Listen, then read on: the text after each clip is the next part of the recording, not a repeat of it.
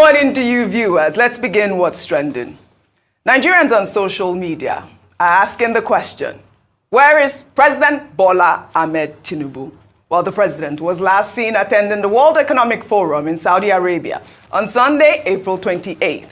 The two-day forum, which aimed at helping public and private sector leaders address shared global challenges, ended on Monday, April 29th. The presidency, however, has not released any statement on why the president has not returned to Nigeria. This has led to speculations in some quarters that the president may have proceeded to Paris, France, where he has traveled to several times, reportedly for his medicals. Well, in the meantime, Nigeria's Vice President, Kashim Shettima, departed Abuja for the United States on Sunday to represent President Bola Ahmed Tinubu at the 2024 U.S.-Africa Business Summit. Well, according to the Vice President's media aide, Shettima will join other political and business leaders from Africa, the United States, and beyond for high-level dialogues, networking sessions, and plenaries. The summit will take place at the K. Bailey Hutchinson Convention Center in Dallas, Texas. Okay, Dr. Abati, also, I heard you this morning asking, where is the president? But you're not the only one asking. Everyone is asking, where is the president? Let me take this tweet from Ngozi, who wrote, the president is not in the country. The vice president, too, has departed from the country. Which kind juju be this? Who is running the country? No responsible country in the world will have number one and two out of the country at the same time. Nigerians are in for a long ride. Well, there is no official statement at this moment about the president's whereabouts, but you know, there are reports from sources in the State House saying that he is probably on a private visit to France. Rufai, go ahead. I mean, it's a very apt question. Yeah. And we shouldn't be rigmaroling, you know, because everybody blamed Buhari when they would go on his trips and all of that. So where's President Tinubu? You went to Saudi Arabia. Isn't it enough that they gave us fake, false announcement as regards a Maersk deal from Saudi Arabia that they have all debunked and cleaned off their social media now? And now the vice president too is out, so two of them are out at the same time. So who did they leave the home front for? The villa is empty. And that's why we need to be able to ask this question. President Tinubu was not around for his first May Day. He keeps talking about the rights of workers. Who would have thought that his first May Day should be as symbolic as May 29? So he's probably going to come on May 29 and say, fellow Nigerians, right? But where was he on May Day? And President Shettima has to go represent the president now?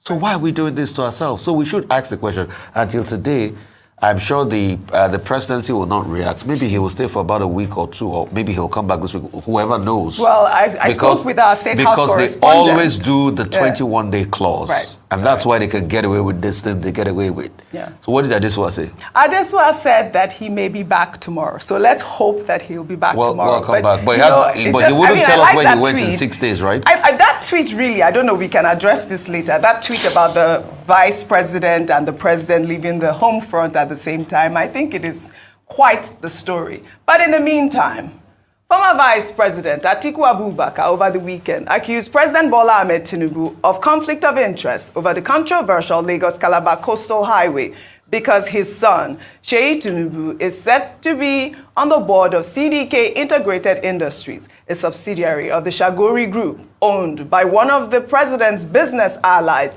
Gilbert Shagori.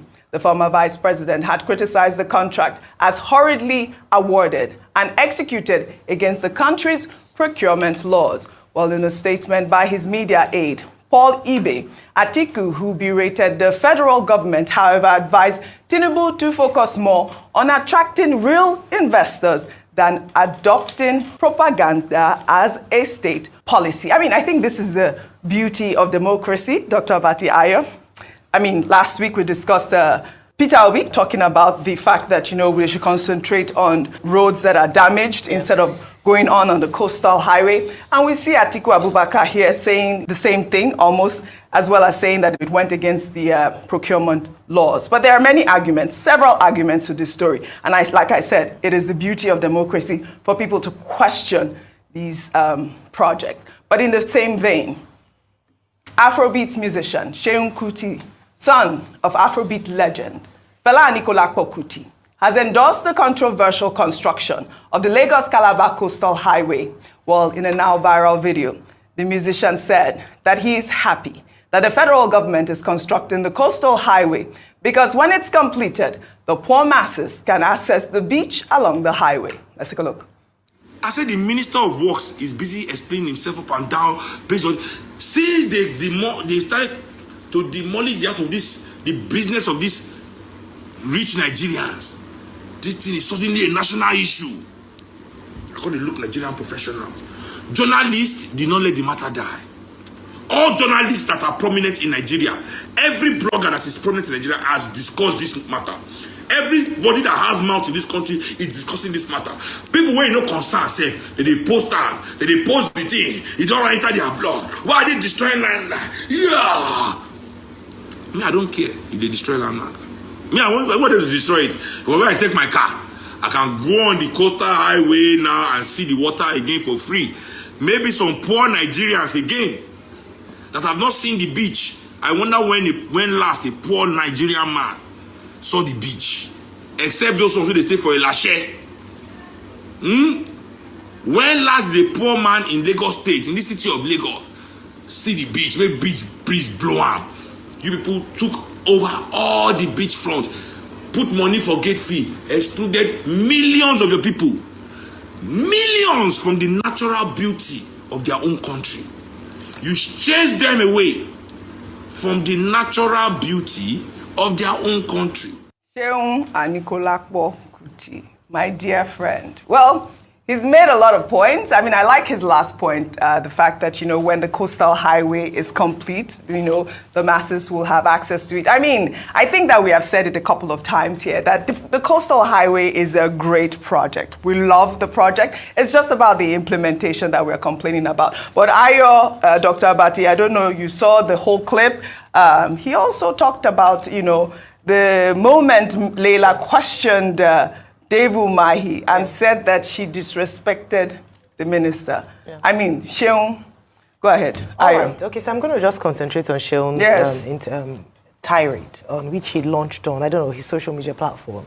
And I was quite disappointed. I think that's a very mild word to use to describe my, you know, my thoughts towards that video. A few things I'd like to address in what he said. Going to your first point around him saying that the coastal, once it's built, it'll now be affordable. I hope he knows that there are plans to toll that road. So there will be money taken from people to because they're going to recoup the investment that they put on that road. So I hope he's aware of that. The second aspect is that if the government, you know, sometimes we allude to the private sector, the responsibility of government. Landmark and other developers who've taken on beach tourism and invested money there have done what our own government ought to be taking the lead on in terms of providing opportunities for their people to enjoy, in his own words, fresh air and breeze from coastal and from, you know, these beaches. Unfortunately, they haven't. There are many coastal ways or beach fronts, especially in Lagos State. Some of them, you don't have to pay a ticket or pay a price to go there. You can enjoy that. So the danger of having a platform and an influence such as his is the danger of misinforming the people and misleading the people, especially using exaggerated or embellished facts to make your point. Then I'd like to go to what he said with regards to the encounter between Leila, Arise journalist Leila Johnson Salami, who has been praised from different quarters as to her professionalism as a journalist in asking questions to the Minister of Works, Mr. David Umahi. First of all is that the journalists, the media in Nigeria have a responsibility backed by the Constitution to hold government to account. So she was doing her job. The second aspect of it was what he alluded to, which is the oldest thing in the book about, oh, there must be some, you know, interaction between them behind the back, and that's why she had the effrontery, and it was like a love play between the two. I thought it demeaned her position. Absolutely. And her brilliance exhibited on that day, and I thought it was he should take it back and apologize to Leila for such, for such an underhand comment. Absolutely. And finally, Seun's father, the legend, Fela Anikulapo Kuti, whom we have sung his music here at times when we're speaking to government. was not shy when it came to saying, he called the people, United Nations, animal in human skin, animal in putu tayo. He was never shy in terms of holding government to account. When he was talking about, oh, someone was insulting and disrespecting the minister, then what should we say about the legendary music and songs of his father? His father not just didn't use music to entertain alone, he used music as a form of social action to speak to government and to get government to act. So again, like I said, very mildly disappointed in that video, and I hope he retracts it and apologizes, not just to the Nigerian people whom he has misinformed, but also to Leila, who was doing her job. All right. Good morning, good afternoon, good evening to every one of you, my people. It's good to be back again. Happy New Week to you all. Today is Monday, 6 May 2024. Yes, we are here to talk about the things that are affecting us again. You know, but I still have about one or two videos to play, but I just wanted to quickly come in to recognize few of you, even though I've showcased almost all the names already on the screen. Mother of all, Mommy Diaspora, good evening to you, Mommy. Thank you very much for all you do. Thanks for your support, always your love. I'm very, very grateful. I love you so much.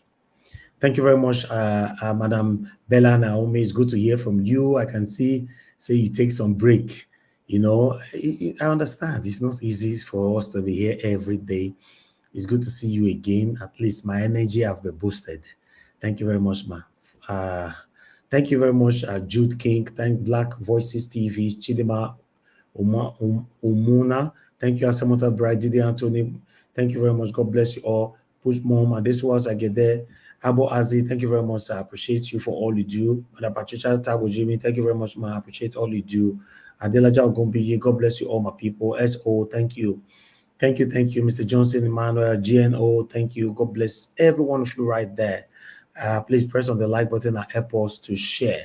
I appreciate you all, my people. Thank you very much, CXL, Promise, Idobeze, Mega Wash Media TV. Thank you, Nell James, Amaka Afojabi in the building, Patricia Nofe, my dear sister, Favor, God's child. God bless you all, my people. Ben Osahon, Sabovo Konrai, thank you, Edolai Wash, Ebuka John Oga, and many others right there. I appreciate you all, my people. Madam Ellen, it's good to hear from you, joining us all the way from Nigeria. Epa Godwin, God bless you. Thank you very much. Thank you, my wonderful people. I'm just randomly choosing names again, even though I've showcased you all already. Okay. The situation of Nigeria right now, the president and the vice president, they are not in the country. It has never happened before. It shouldn't even happen. No country is supposed to experience this, that the president and the vice president, they are not in the country. At this moment now, who is looking after Nigeria is a question. But Sheun Kuti, Arise TV could not play all the videos. You know, we have it here. We're going to play it for you guys now to listen to Sheun Kuti properly. Then we can talk about this later on. If Sheun was blabbing or if he was saying the truth, whatever you think, that is why we have it. We call it Nigeria Watch, where everybody is entitled to their freedom of expression. But meanwhile, I'd like us to quickly listen to this video, then I'll come back to you guys. Guys, help us to press on the like button. Wait till they happen. Nobody don't buy me coffee today. And yes, somebody actually reminded me, which I have not done for like ages. Some of you can testify. My Nigeria bank account. Wait till they happen. They screen.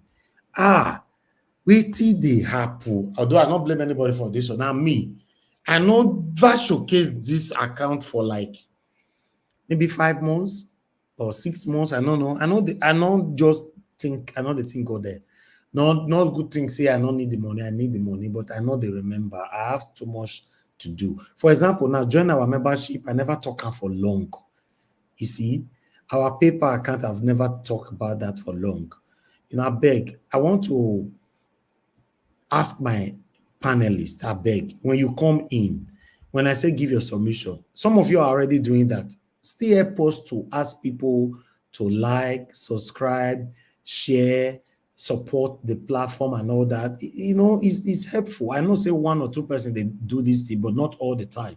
You know, I know say when you come in, you greet the people on the panel, you know, all protocol observed and all that. You can still talk about this as well. You know, please, and I beg, because only me cannot remember all these things. And if I cannot remember, I'm losing out. Yes, I'm losing out because there are people out there that want to bless me, that want to support the channel. But if you don't ask, you don't get. If you don't showcase, nobody will even know. For example, for the past 6 months now, our new subscribers don't know if this account is in existence, for example. They don't know. We've gotten more than 2,000 or 3,000 or even more subscribers since the last time we showcased this, if I'm not mistaken. So as we speak now, about 3,000 people are not aware if this thing is in existence at all. So you can help us to do this once in a while, my people. Guys, it doesn't matter. 1,000 naira, 2,000 naira, put it there, support us. Encourage us to do more. Hit on that dollar sign, buy us a coffee. Don't wait for us to ask for these things all the time. Now go on, God bless you. 2 million Nigerians came out to bury Fela. I repeat, 2 million Nigerians came out to bury that chicken. How many Nigerians came out to bury Ojukwu? When Ojukwu died, how many Igbo people came out to bury him? Forget Nigerians. When Ojukwu died, how many Igbo people came out to bury him?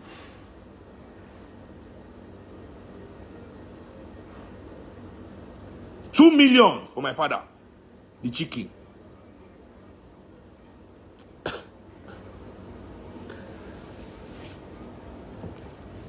Enyike.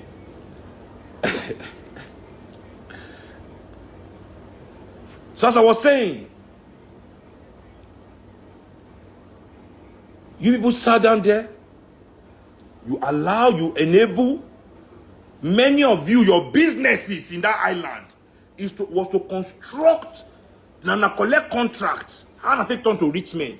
Una collect contract to build on top of the death of the people of Morocco. Do you know how many Morocco people Abacha kill for that Lekki to exist? Do you know how many people? Obasanjo Joseph enter, continue the process. Lagos State government continue the process. Everywhere, displacing people by force, killing them. People quiet so that you can have Lekki and Lekki. Now they come for you.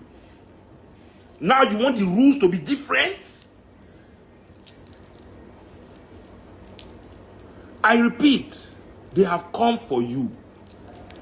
Now you want the rules to be different?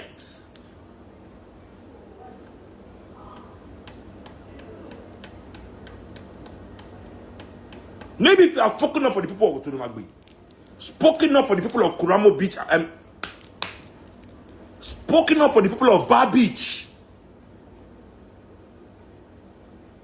Maybe if you have spoken up for the people of Morocco, maybe we will not be here today. But the thing is that if you have spoken up for them, maybe you too will not have had this business that is giving you all your millions today. So that's why you did not speak up for them. Thinking. But look at you now.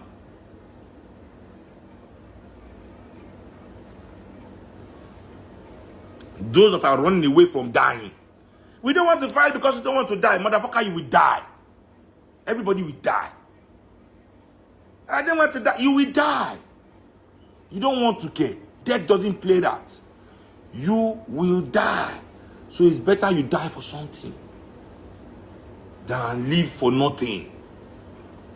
Living for nothing is worse than dying for something.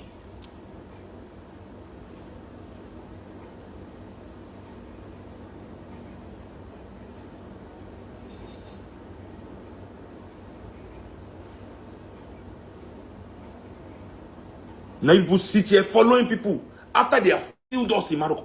Killed us for every little thing. You want to follow people that are advising you to go and die. That they should kill you. Why they are hiding?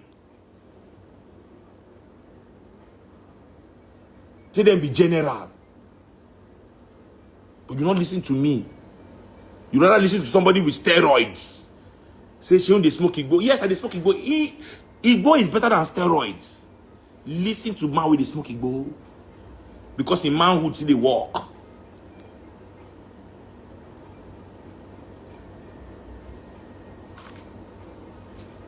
Somebody say, dash me one of these Cuban. Now one.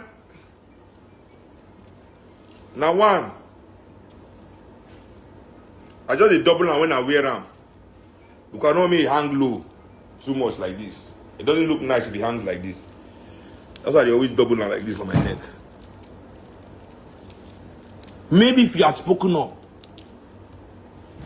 maybe, just maybe, when atrocities don't they happen to poor people. As in, I said, I say, when as in, that's why I did a live. Anybody they come my live go know. I talk these Nigerian professionals, now so they begin shout, hey, dollar rate, hey, fuel price, hey, dollar rate.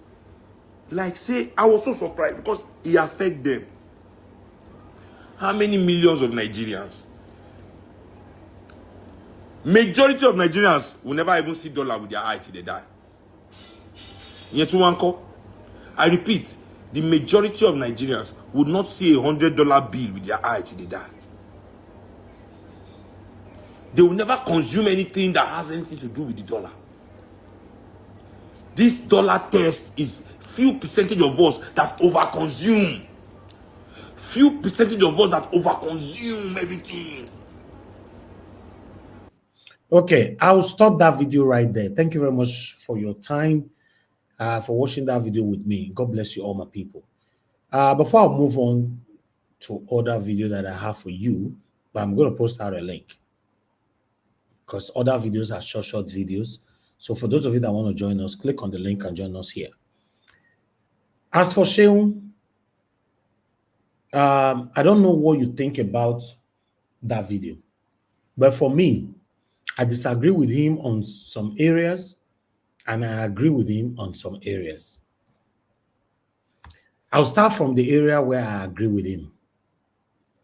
I agree with Sheung 100% when he said that this satanic set of rich people in Nigeria that doesn't speak when things are affecting the general public, except them, they don't speak. It brought me back to think, okay, these people that is crying, they demolish my building, they do this. I'm talking about the billionaires. How many of them are still during the time of campaign? How many of them? Even after we were robbed, how many of them did you see that came out to speak for the common innocent Nigerians? How many of them? You see, I don't talk about similar things like on this platform before. Do you know why? You know why you don't see them? Because these people are for their own interests. It's just like the religious leaders. They don't want to speak about the government because they don't want the government to turn around against them. So it's just like, do your own, make I do my own. This is what these guys are doing. Let's come to Landmark. I've criticized the government by demolishing Landmark, most especially the people that lost their jobs. I don't know how these people are going to start from now. What they're going to be doing right now. But Sheung have taken me back to ask the owner or the owners of Landmark, what have they done to speak about this deliberate impoverishment by these satanic present and past governments? You see? Then Sheung went on by saying, even the dollar rise, the people that is complaining more are the billionaires that lives in Nigeria, that make their money from Nigeria. Why are these people complaining? You see, me and you be not saying like this. Oh. The area where I agree with I they tell you so. Although Joe and I have talked about these things on this platform in the past, that the things that is affecting us, our elders don't talk about it. Our religious leaders don't talk about it. Our traditional leaders don't talk about it. Now, Sheung have opened our eyes to know that most of the billionaires in Nigeria are benefiting from the pains that you and I are facing in Nigeria. That's why they don't talk. The only time they talk is when they are being affected. I don't know if it's making sense.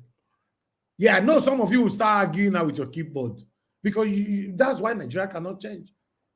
Because when they call out a billionaire that is maybe from your family, oh, you don't do that. Because yes, if they call Tinubu, yes, you'll be happy.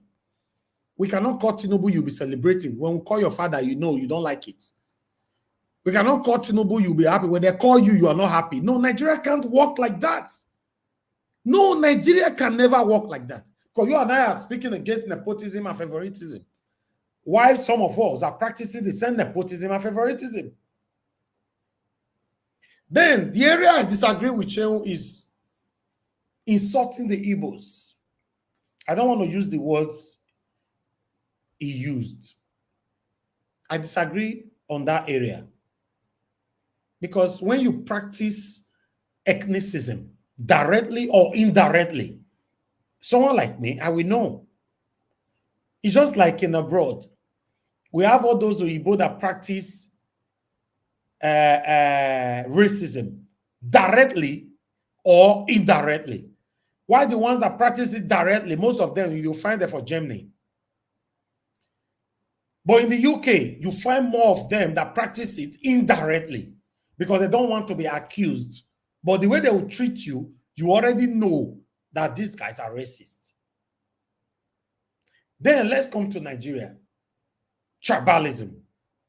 We have Nigerians that practice it directly. We have Nigerians that practice it indirectly. They'll be pretending like, oh, I'm the better person, I'm the better person. But at the end of the day, he's a tribalistic bigot. Shehu, the way you lambasted at the Igbos is wrong. Although you said they talk about your father, that your father died like whatever. I don't want to repeat that. I don't have evidence about that. I don't have it here. I don't know where that happened. But because we don't have evidence on that, people will judge you more on what we have evidence on. It's just like somebody slap you, for example, in the UK, and nobody saw it, and you end up, maybe you stab the person, and police come and say that the person slapped you before, but there's no evidence. My brother, you are finished. You are finished. So that is the situation or the scenario right now surrounding Shehu. You don't do that. Nobody is an island. You don't insult the Igbos, degrade them in a very hatred manner and ended up by saying nothing will happen. No, I don't really like people using the word nothing will happen. It's not a good word to use. But I just wanted to pass my own submission right there. Maybe others might have a different view later on. I appreciate you all. The people that's already here with us, I'll accept them to the screen. I want to quickly play this video here, so we can move on. Ikena, I'm sorry, your device is not turned on. I can't accept you to the screen. Turn on your device, your mic and whatever, because at the moment now it's telling us your device is not connected. So when that happens, we cannot click anything. We can see you, but we can't add you to the screen. But meanwhile, I would like you guys to quickly listen to this about the APC governorship candidate in Edo State. What this man have to say about him. Listen. The personality of Aswa Ighodalo and the achievements of the PDP under Governor Godwin Obaseki. I have, Sonny Duke, said that before, that if you talk about capacity, if you talk about competence, of course, Aswa Ighodalo had it. I never disputed that in the past. The only thing I said was that we don't want an alien. We don't want somebody who was coming from outside, from Lagos, to come and be governor again. We needed somebody who was from here. Okay. But, the way things are now, unless I'm not going to vote, I have to choose between the three leading candidates of the three major parties. And none of them grew up in Edo State. Mondo Pewelo grew up in Jos, and he lives in Abuja. He doesn't live in Edo State. Okay. He didn't grow up here. He didn't school here. Yeah. He grew up in Plateau State, Jos, and he lives currently in, in fact, he's more a Northerner than an Edo person. Okay. Olumide Akpata, even if he schooled here, but he has lived the greater part of his life in Lagos. He's more of a Lagos boy than an Edo boy. In fact, he's proud to say that he's a Warri boy. He says it because he attended school in, I think, Warri or Ogele. So he calls himself a Warri boy. He doesn't even call himself a Benin boy. Then Asue Ighodalo, of course, schooled in King's College, Lagos, went to London School of Economics, came back, and he has lived most of his life in Lagos. So what do we do? So that means... You tell me. That means we now have to consider other criteria. And what are these criteria? What have you achieved in your personal life, in your business, and what plans do you have for Edo State and Edo people? Modopewolo, for instance, finds it hard to articulate his agenda for Edo. We have seen it several times. He cannot articulate his agenda, whether in English language or even in Nesa. There was a time somebody said, okay, you can't speak English. English is not our language. But tell us what you will do in Nesa. He's not be able to do that. And that's why some of us we just see Sonny Duke. It is hard for me. I don't want to use some words. No, you won't allow that here. Yes, but the point is, I mean, it's terrible. Why APC will look at every other person? Why APC will look at Anosage Ezeyamu, Professor Seremo Subo, Doctor. But that's in the past now. It's in the past now. You are bringing Barrister Ogbege, that's in the past. Deputy. I mean, you now bring Dennis Dausa as deputy. Barrister Osawage, sorry, Barrister Daniel Ogbege. Yes. All that is in the past now. Yes. Okay, guys, not in the past. I understand, although the same thing on my media, I have things that I can take on my media. So ITV, no say that some things they will not take, you know, although in most cases, most mainstream medias in Nigeria practice this kind of sentimentalism, you know, biasness on their media, you know, but still, that man went on, although he was shut down, or he was cut short. You know, he went on by saying that Okpebholo cannot speak English, he cannot write, he cannot spell, he cannot God.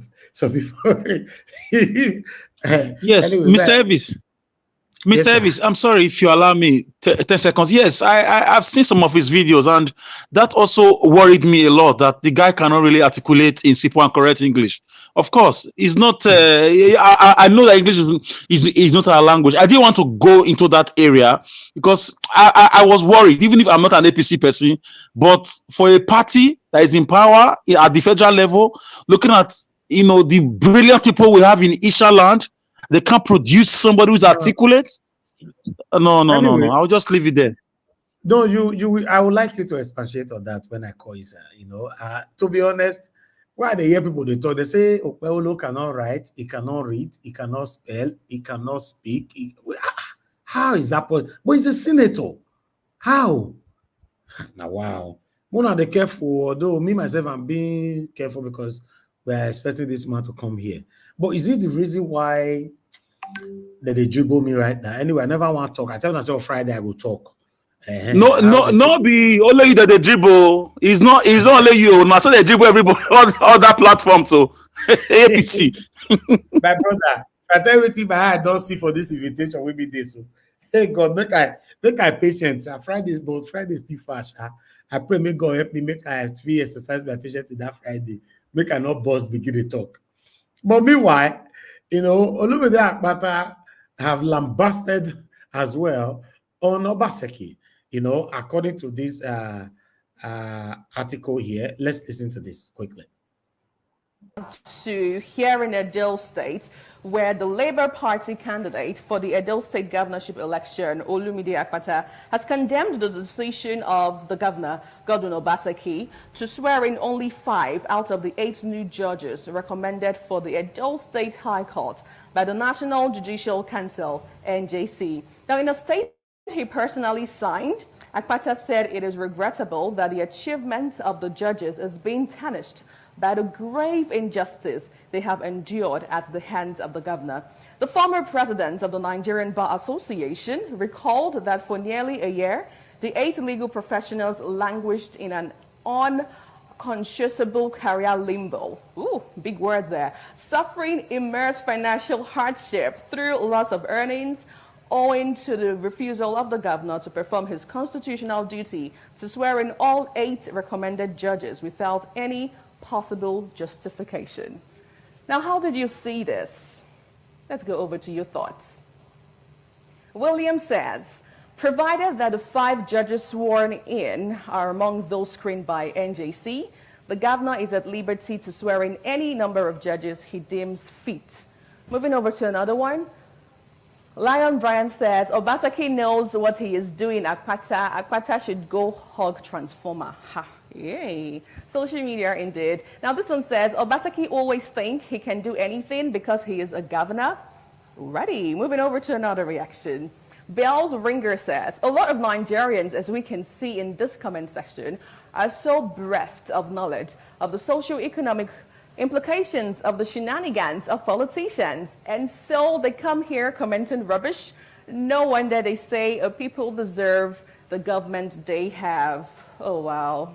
Well, if you say so. Moving over to another one.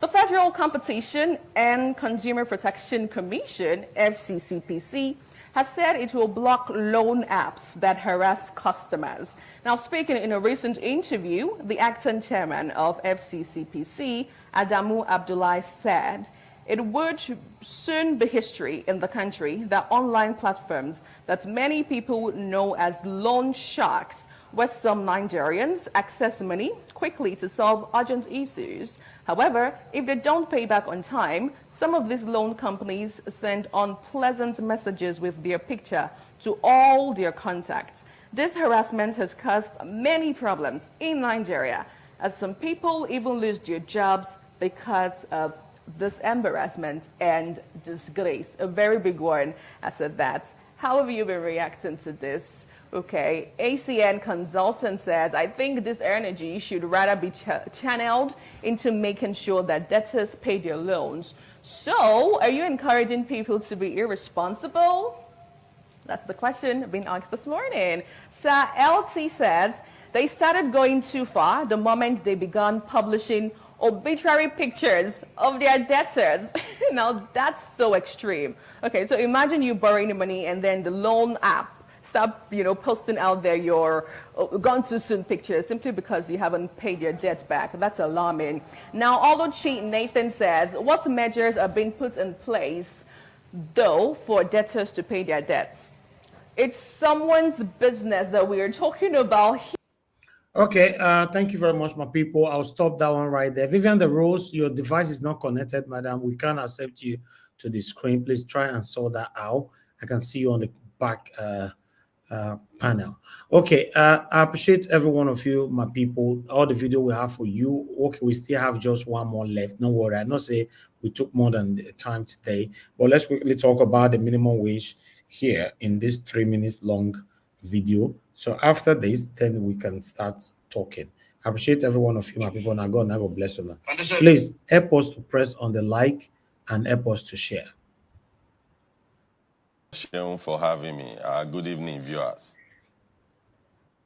I appreciate it. I know it's been a conversation that you and I have had over the time about what is realistic and what is also payable. And Labour has said the governors or the government in the state can actually make the payment.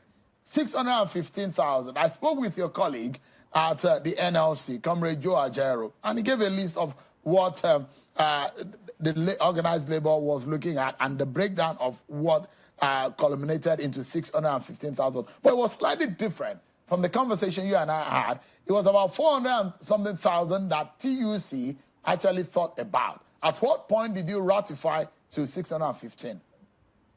Okay, thank you, Shehu. Thank you once again for having me. Yeah, if you could remember, as at the time we had that conversation a while ago, I think that should be sometime around March.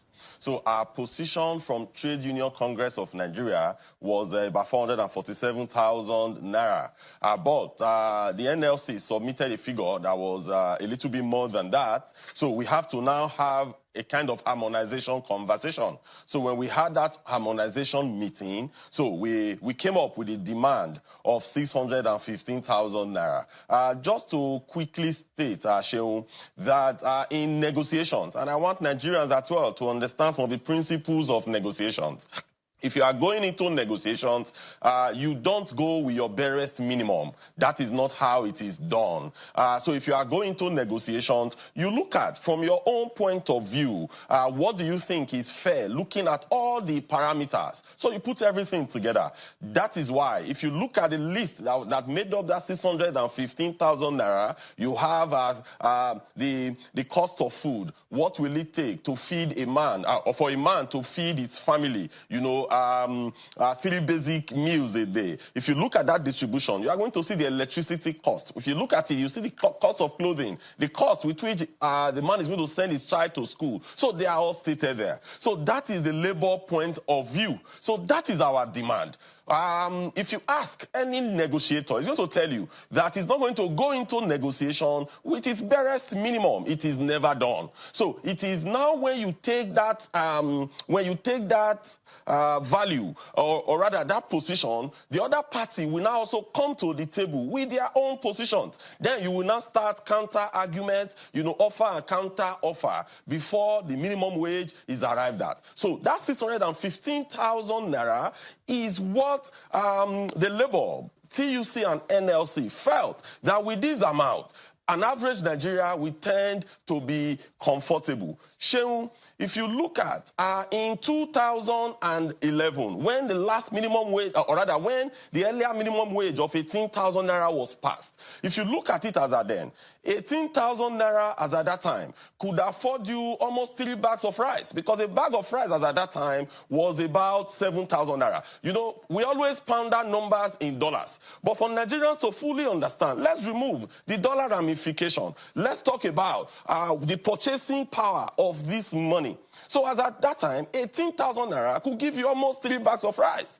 As at when the last minimum wage was negotiated and signed into law by the former president, Muhammadu Buhari, it was about 30,000 naira. That 30,000 naira could give you almost 2 bags of rice. That means there was already a depreciation from the 18,000, what the 18,000 naira could purchase as at 2011 to what 30,000 naira could purchase as at 2019. So today now, where our sight is actually on is when we go into that negotiation. We are not saying that the final sum must be 615,000 naira. No. But what we are saying is that this is our charter of demand to government.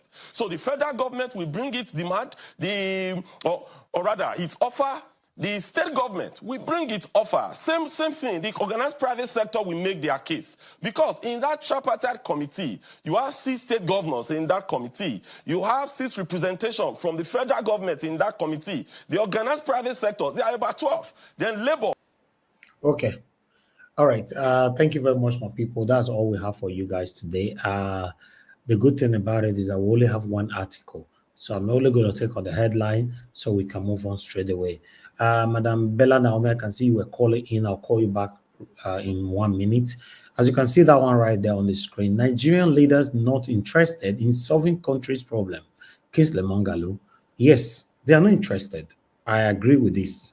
I've said it before. Former Deputy Governor of Central Bank Nigeria, CBN, Kingsley Mongalu, has accused Nigerian leaders of not truly interested in solving the country's problem. Mongalu said they were more focused on politics, rent-seeking, and picking sycophants and ethnic journeymen for job they can't perform. Okay, I'll leave that one just there so we can move on. I appreciate you all. Good morning, good afternoon, good evening to every one of you right there. Guys, press on the like button, help us to share. And I want you guys to hit on the dollar sign as well, encourage our work right here. Before I pick any call, I just want to quickly return a call of Madam Bella Naomi because she was trying to join the panel. She couldn't. Madam Bella Naomi, I'm returning your call. So please pick on time so that you can talk to us. Hello, Madam. I thought you are listening to us. Speak now. Hello. Thank you very much, man. I can see you were calling in. Please talk to us. Good evening to you. We can't hear you. I'm saying, excuse me. Can you hear me now? Okay, you are good. Go ahead, man, please. Hello? Go ahead. We can hear you. Can you hear me? I just say yes. Hello? Are you there? Oh, Madam Bella Naomi, it looks like nothing is working. You can't join the panel. You can't join. Let me try one more time. That is the last time I'm going to try, ma. I don't know what is going on. Hello, madam. Can you hear me? Hello? Madam. Okay. I need to pick another call. I'm sorry. There's something wrong with your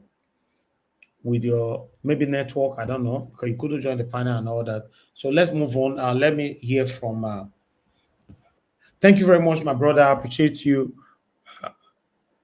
Can you hear me? Hold on. I thought somebody's on the phone. Okay. Oh, mother is calling back again. Oh, wow. Bright Asemota, please talk to us, my brother. Good evening to you. Nigeria Watch family. Firstly, I noticed that I'm encountering some buffering from your channel. I don't know if it's my network or other people, other viewers are also encountering the same problem, because sometimes the video pauses, then it comes back after some seconds. Like which of the video? Your live broadcast, the one I'm doing. Oh, okay. Live broadcast. It has been like that for some minutes now. So maybe that's why some of those calls are not going through. I don't know. Okay. Have anybody noticed that? Please put it on the comment section. We need to be sure. I can't notice anything from here. But meanwhile, go ahead with your submission. Hello, you said what? Okay. Good evening, ma'am.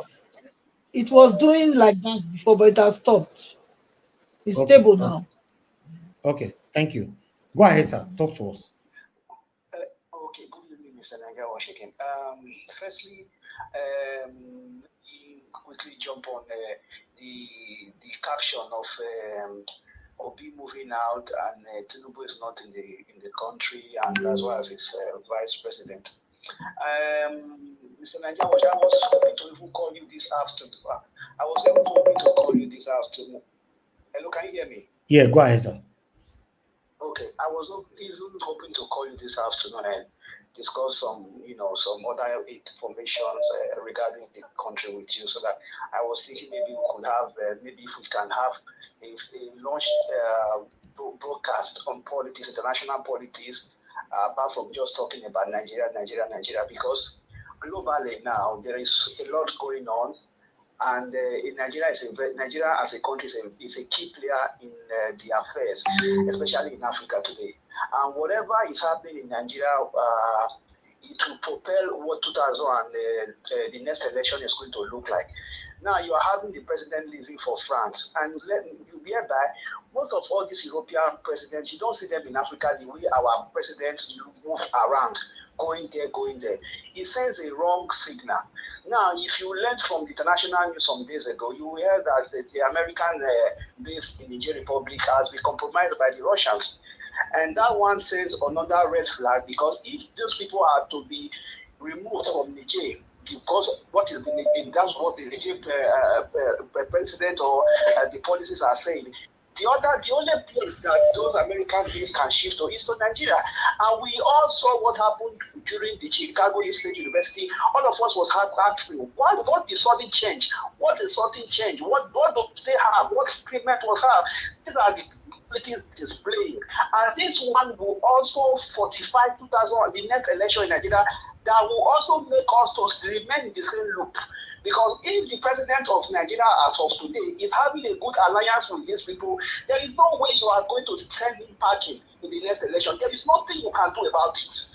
So we should not look only into Nigeria affair and forget about outside, because those things will reflect what is going to play at home.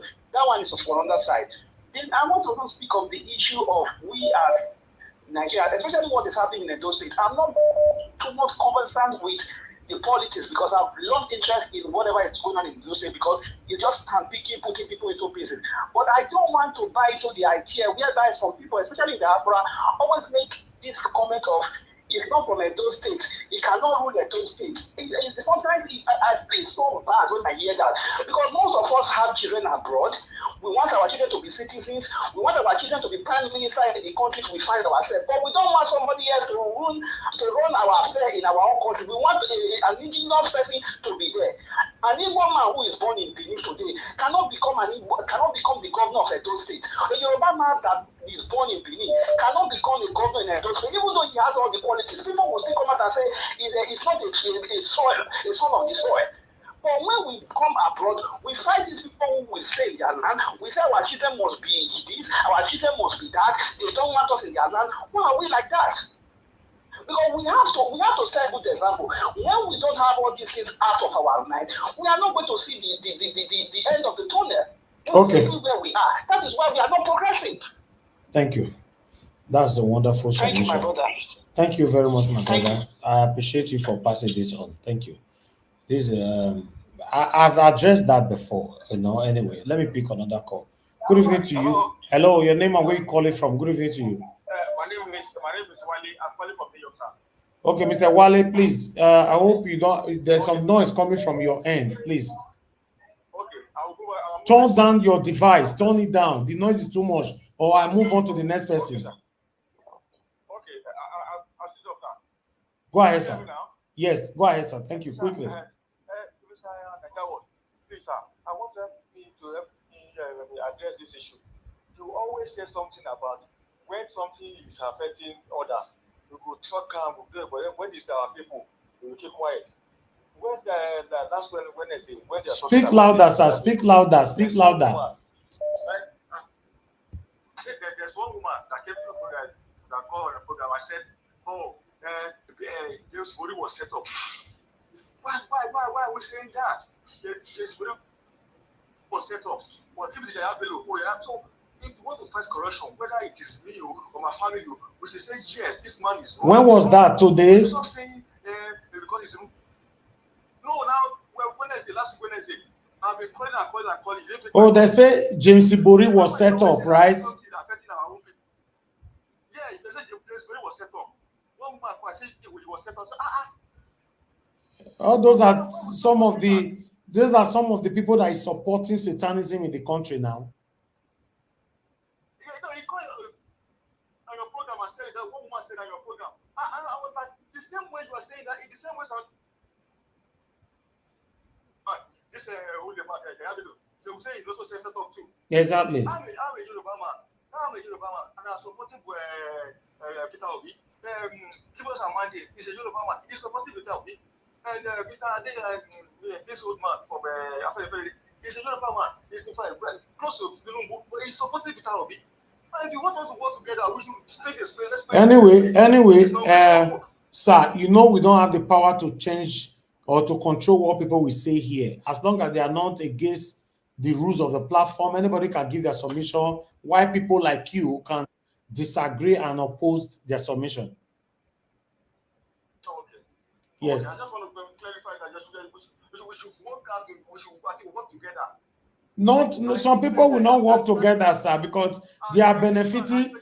Some people are benefiting from what is affecting you and I. They will never work together. Thank you very much. Anyway, God bless you, sir. Thank you, sir. Yes, sir. Yes, sir. Let me quickly take another call. Thank you very. Oh, I missed you there. Please quickly call back because I'm moving on now. I'm not calling anybody back.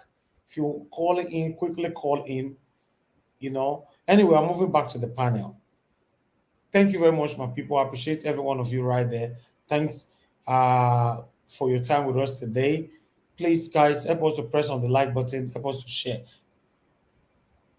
Hello, can you hear me? Yeah, Mr. Niger, good evening, sir. Okay, Mr. Chukuno, so please talk to us at 2 minutes. Thank you. Good evening to you. Yeah, thank you for what you are doing. I want to react to about two headlines today in Nigerian dailies. One is Ohanes Ndigo. They are chiding Peter Obi for criticizing the Calabar Coastal Highway. You see, it's really shameful. Indigo. Ohanes is charging Peter Obi. Yes, now they chided him now. He's on Nigerian dailies today. Shukuno, so I not hear that one. No, I for put on since. Can you imagine? I listen to the headline and a paper headline today.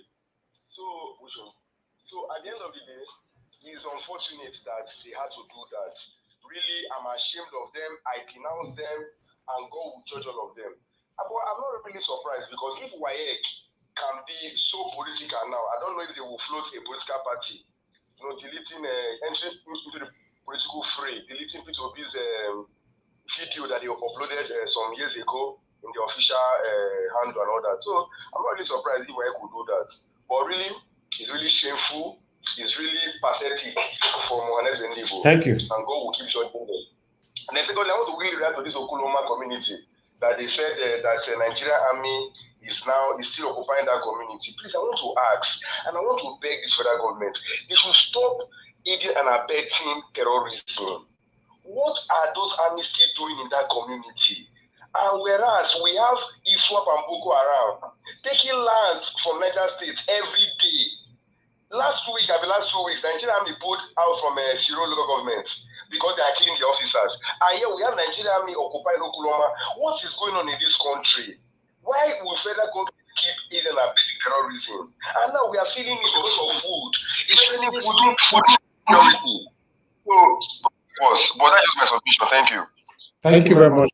I appreciate you. Thank you. God bless you. All right. Thank you very much, my wonderful. Can anybody hear me at all? Yeah, of course. Yes, we can hear you. But you are coming. Hello. But you are coming twice, like you are echoing. Yeah. Nobody's answering me from the panel. That means nobody's hearing me then. We can hear you very well. You are echoing. We are hearing you loud and clear. The satanic people are attacking you. It looks like something is wrong somewhere because hello, can anybody hear me? Yes, we are hearing you, Mr. Elvis. Elvis has been attacked, so let's wait until he sorts himself out. Otherwise, I will speak. Okay, let's wait and see. Maybe. Yeah, who is the first person that was here? I don't know. I can see. Okay, maybe you can. Yeah, maybe you can go on until he comes back. Thank you. Yeah, I can do that. I just want to see if you can. Let me start by saying good evening to everybody. Those on the comment section, Mommy Diaspora. I want to encourage everybody, wherever you are, listening to me this afternoon, evening, or morning. I want you to click on those the thumbs up, the like button, and also subscribe to the channel. Thank you. Can you hear me now? Yes, I can hear you loud. Yes. We were hearing you before also, but you were hearing us. All right. We were talking. All of us were talking. Oh, I didn't know. Okay. Yes. They were attacking you, sir. My brother, I said we have decided not to discuss it anymore.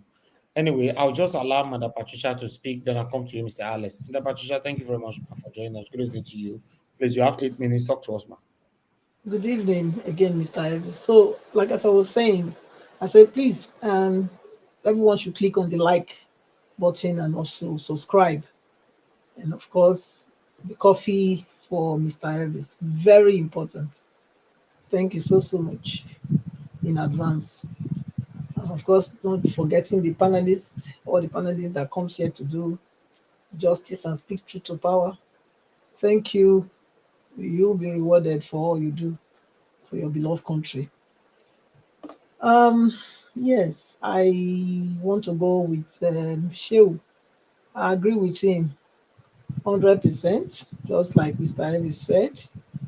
Yeah, due to the salient points he raised, which was also why I'm supporting this coastal highway with full chest. Is important. I know most of these new generation people, they don't really know the beauty of the country called Nigeria. They've not seen it, so it doesn't matter to them. They cannot see all the things that are wrong with many things that has happened. So people like me that have seen Nigeria when it was working, and when people had their freedom, and when Nigeria was in the world stage, like every other country, of course, I cannot support evil, and I cannot look at it from my own perspective I have to look at it from an holistic view, you know, of seeing things and where Nigeria is supposed to be and where it is not there. So I can speak. You know, the coastal way is very important because just like Shehu said, many Nigerians does not even know how the beach really look like. They only see it on TV. That's where they see it. But this was what I grew up with. My generation grew up with things like that. We go to the beach, go and swim, you know, walk on the beach, on the sand, the beach, have that fresh air blow you, you know. So today it's not like that. They, you know, they've closed everywhere, put gates, and they're collecting money. You know, I know before when I went to Nigeria 2019, and it happened that I was in Lekki because I have a friend that has bed and breakfast. He has it all over in Lekki. So he gave me an apartment to stay one night, if as much as I want, but I don't like Lagos, so I only stay one night. The next day I'm off to my state because I don't like Lagos like that. So I stayed, and then that night I decided that okay, I just want to go to the beach and just, you know, because before they had like bars along there, people can go there and just sit and have fun. And then on the way to the beach, they said we must pay to enter. I was like, what? Are you kidding me? You cannot be serious. Say no, you can't go unless you pay. I said, really? I tried the other one because there were many of them like that. Everywhere has been cordoned off. You cannot go there now without paying. This was something God gave freely to us to enjoy. And then some people came and, you know, and I was thinking then, what about the people, the Maracos, the people that were living in those places? What happened to them? Because they are definitely not the people that are occupying this place now, you know? So really and really, it's important that we fight for the nature, what God has given freely to everybody to enjoy. So people cannot just come and make it a money machine for themselves and then, you know, deprive many people the opportunity to have this kind of experience. So I'm very, very in agreement with what he said. I know all you will say, whether was he Ayo saying that they are going to put what they call it, toll gate in the road. Let them put toll gates. That is if you are driving. If you are not driving, you can walk with your leg to the beach. You can. You can. Nobody will stop you from not walking with your leg, and you know definitely they will put overhead bridge where people can walk through and still go and have their fun. So, of course, no highway is free. Even here in Europe, we pay. So if they build it, yes, it's a good thing. I love it. I've already said I see myself driving that 700 kilometers. I've said it. I want to see myself doing it. It's so beautiful. It's medicinal. It is medicinal. It's therapeutic to be able to be driving or even be on the beach and just taking that fresh air. We need it. Everybody need it. So for some people to just come and turn it to only, you know, for the rich and the poor doesn't have any say, something that God gave freely to everybody to enjoy. I think it's not right. And if that's the only way to bring all this nonsense down, then I'm 100% in support of it. I don't care who owns it. I know they are trying to turn it to a tribal thing. Oh, it's Igbo business, it's this, it's that. Come on. Come on, let's be realistic. If it's Igbo business, you know, if it is, which I don't think it's only Igbo people that are there that have bought these places, I don't think it is. It's all the same sentiments, you know, people bringing sentimental issues into it, you know. So, but I think we need to look into the benefit for all Nigerians, not only few. Who is really benefiting? Okay, we say 50,000 workers. Is it only 50,000 workers? Only 50,000 people that are working in that place that live in Lagos? that are being deprived of this beautiful nature that God has given? No. So why should, because of this 50,000, maybe 2-3 million people that could have been enjoying this nature, they are being deprived from it. So I am 100% in support of the coastal highway because it will do good to a lot of people. To do good to a lot of people. So, and it will also open a lot of states to tourism if we are able to deal with the insecurity issues. It will make Nigeria a tourist destination because the Canary Reef, all these places people travel to, Greece and Turkey and all this. What do you think they make their money for? They make it from tourism. So if Nigeria can get this right, Miami and all those places, what do you think? Florida and all those what they call them, the inside the Pacific Ocean, you know, Barbados, yeah, Barnabas or something, yeah, all these places, Bahamas. Bahamas or Barbados. Yeah, Bahamas. Bahamas. I'm talking about Bahamas. Yes, they make their money for tourism. That's why they do it. And Nigeria have this beautiful, landscape, and it's wasting there. And yeah, somebody comes wants to do it, and everybody is shouting "woof woof." No, come on. We need to wake up. Yes, they will do. I'm in agreement that they should fix the other roads. Yes, they should fix it. But this also is very, very important because we have value also to Nigeria, and to add value to Nigerians because it will bring more tourism, more investment to the country if we are able to deal with the insecurity issues. So I'll leave it there. And I think the one that he was talking, I'm sure was addressing the Igbo or whatever. I think there was a misunderstanding there, Mr. Elvis. I don't think he mean to. I'm not here to defend him, but I think what I suspected, because there was a kind of problem with his connection, and before then, it was actually somebody was commenting on his page. I think he was responding to that comment that person made to him, that his father died as a chicken.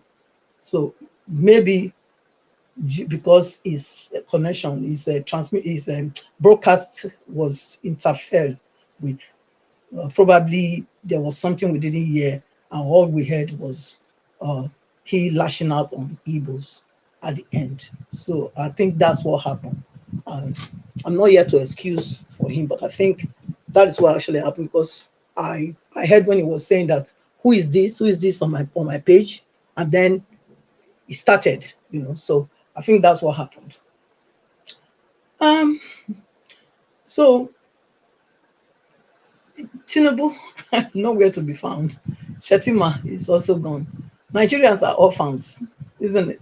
So the military has the role to play now, because if the first and second in command, they are not around. So the military should supposed to have been the one to do what they know best.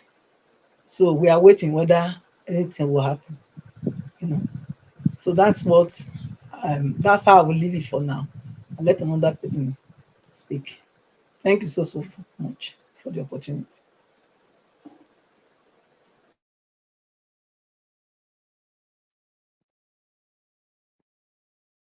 Can anybody hear me? Mr. Alex, you can take it. Yes. Okay. See, Islamic service is not there, so let me. Because he said after you finish speaking, I should speak. Then the next person. I greet everybody on the comment section. I greet my fellow panelists. Please let us like and subscribe, and let us use the $sign to support the channel, and also the Nigeria account. I think it will be displayed at some point. Thank you. Let's share the video and let people see us. Let us have more visibility. First of all, I want to say, for me, the president and the vice president not being around shows how reckless, how, in fact, Nigeria is not a country. It's a business ground for few people. is a continuation of the Niger Delta Company of the 1900s, historically. So, like somebody said, is it Mongalo that said that Nigerian leaders are not ready to fix Nigeria? And then, indeed, they are not ready. The political class, they know what to do. So that goes to tell you that there is no future here. No future. Your future is only on yourself, on your God, and your, affiliations. Maybe your family lives abroad, or you have somebody to look up to, your religious belief. That's it. You are left with nothing. The country is exposed. There's no defense system. Our territory are exposed. Politically, we are exposed. Financially, we are exposed. Agriculturally, we are exposed. Educationally, we are exposed. So there's no problem. That's why you see governors behave the way they behave, because nobody is coming to ask anybody anything. Only when you see EFCC harass anybody, he has marched lines. He has offended people at the presidency or national level. That's it. The law is not working. The judiciary is moribund. So we are in a cataclysm. It's just, it's really the story of things fall apart, indeed. For the coastal line, for me, I think it's a fraud. I don't support it. The same work the coastal line is going to do, the same rhetorics they told my grandfathers in the 1960s and 70s when they were building the federal roads. It was going to open the country. It was going to link this and that. It was going to open. The federal roads today are dilapidated. They are filled with criminals.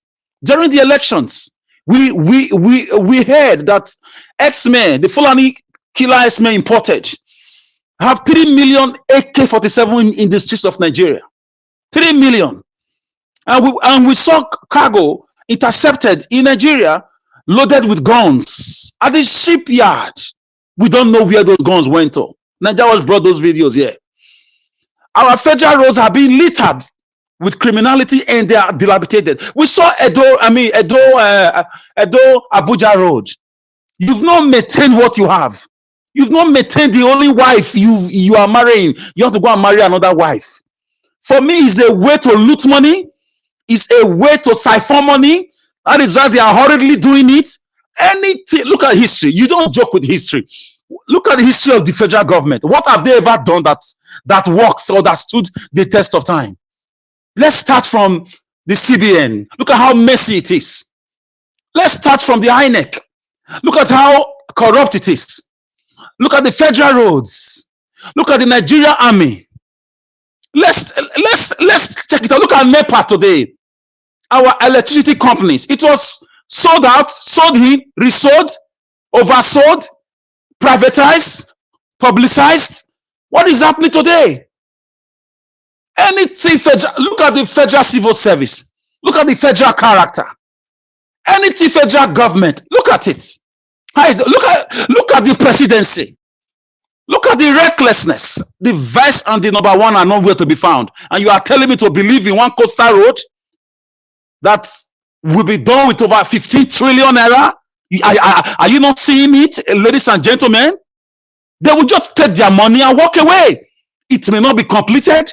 It may be completed, but it's going to be a fraud. As always, they've always done anything they put their hands to do. Look at the borrowings. What have they done with it? All the monies the federal government have borrowed so far in a year is what Buhari took in 4 years. The borrowing is reckless. There are things that we don't even know. Recently, they borrowed 2 billion naira. They tried to make it $2 billion. They tried to make it secret, but it went viral. As we are coming to the middle of the year, they will start applying for loans again to fund next year's budgets. So that coastal road is a fraud for me. It's a lie. The most important thing we need just now is the review or the abrogation or the abolishment of the Nigerian Constitution.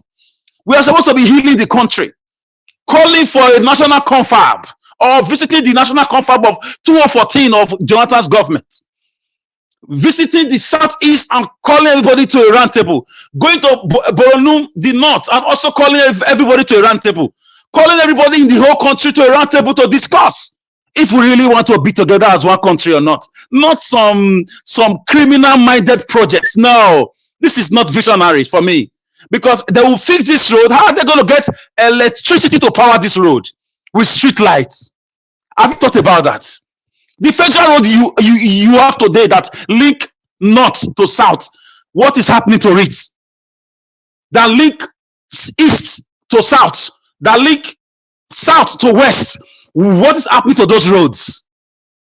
Littered with potholes, death traps, and people with guns. Is it not going to be the same thing? So these are, the indications that the federal government are not serious. They are not serious. They've never been serious. Look at the elections that they organize. So look at anything they put their hands to do since 1960. Mr. Yes. Alex, Tell me. You know why we agree with you that this satanic set of people are not serious? Nigeria don't have lights. These are the things that this government should be prioritizing. Nigeria have major issue of insecurity. These are the things that they should be targeting. You want to go and build one coastal road that we are not even interested on. The things that is affecting us, they are not interested. As we speak, Nigerians are in darkness. As we speak, since 1960, no light in Nigeria. This all the government that came, all of them have displayed their own satanic legitimate reasons not to give us light. Till now, no light. Nobody's prioritizing it.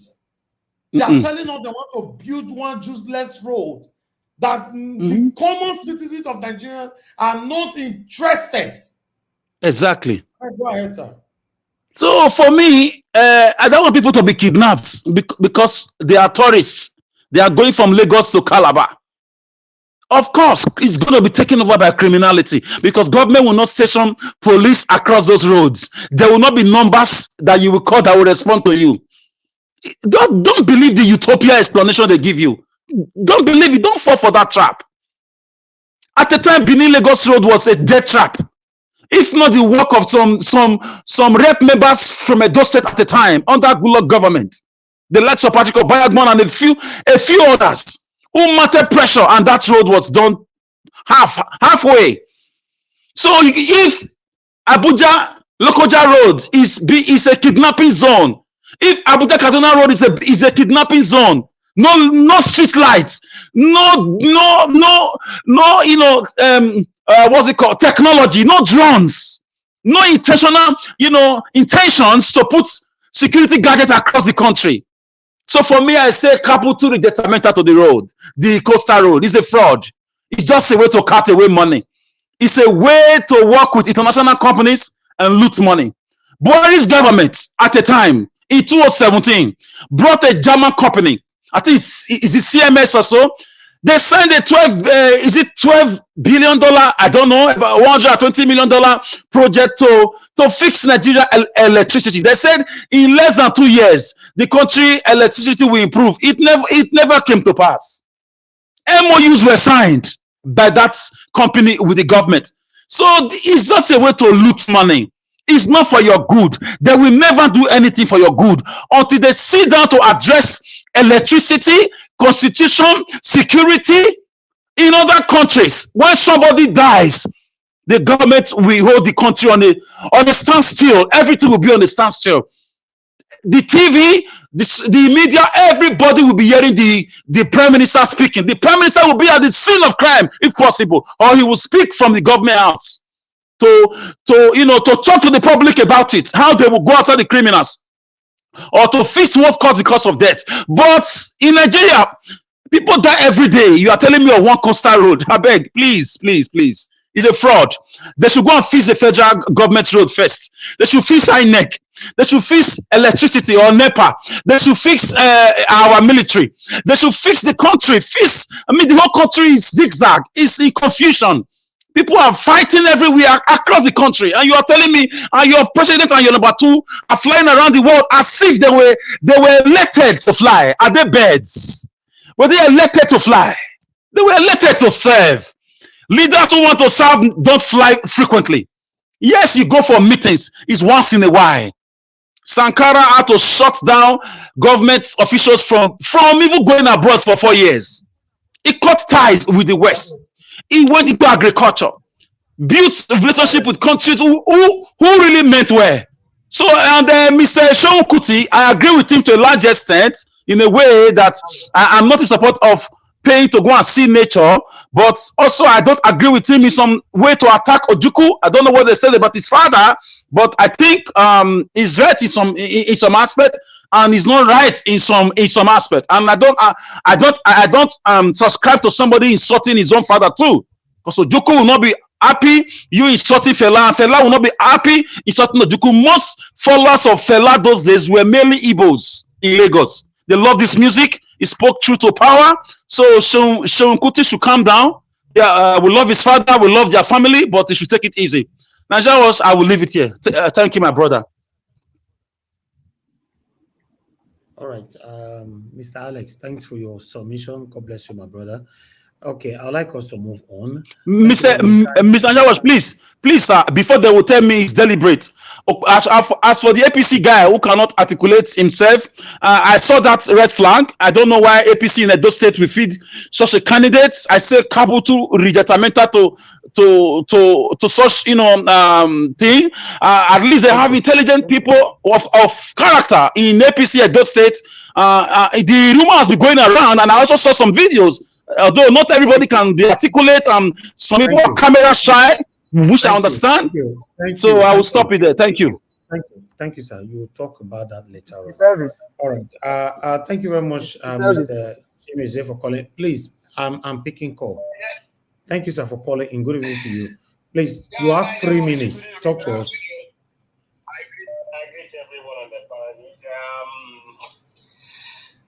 Please help us share and like on this platform.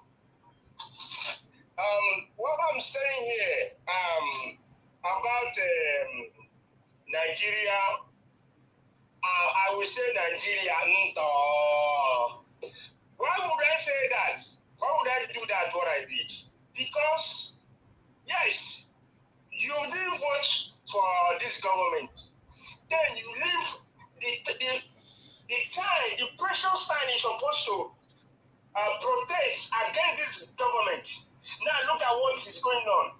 It's like pilots and co-pilots refuse to fly the passengers. Who gonna fly the passengers? Who gonna fly the passengers? Nobody.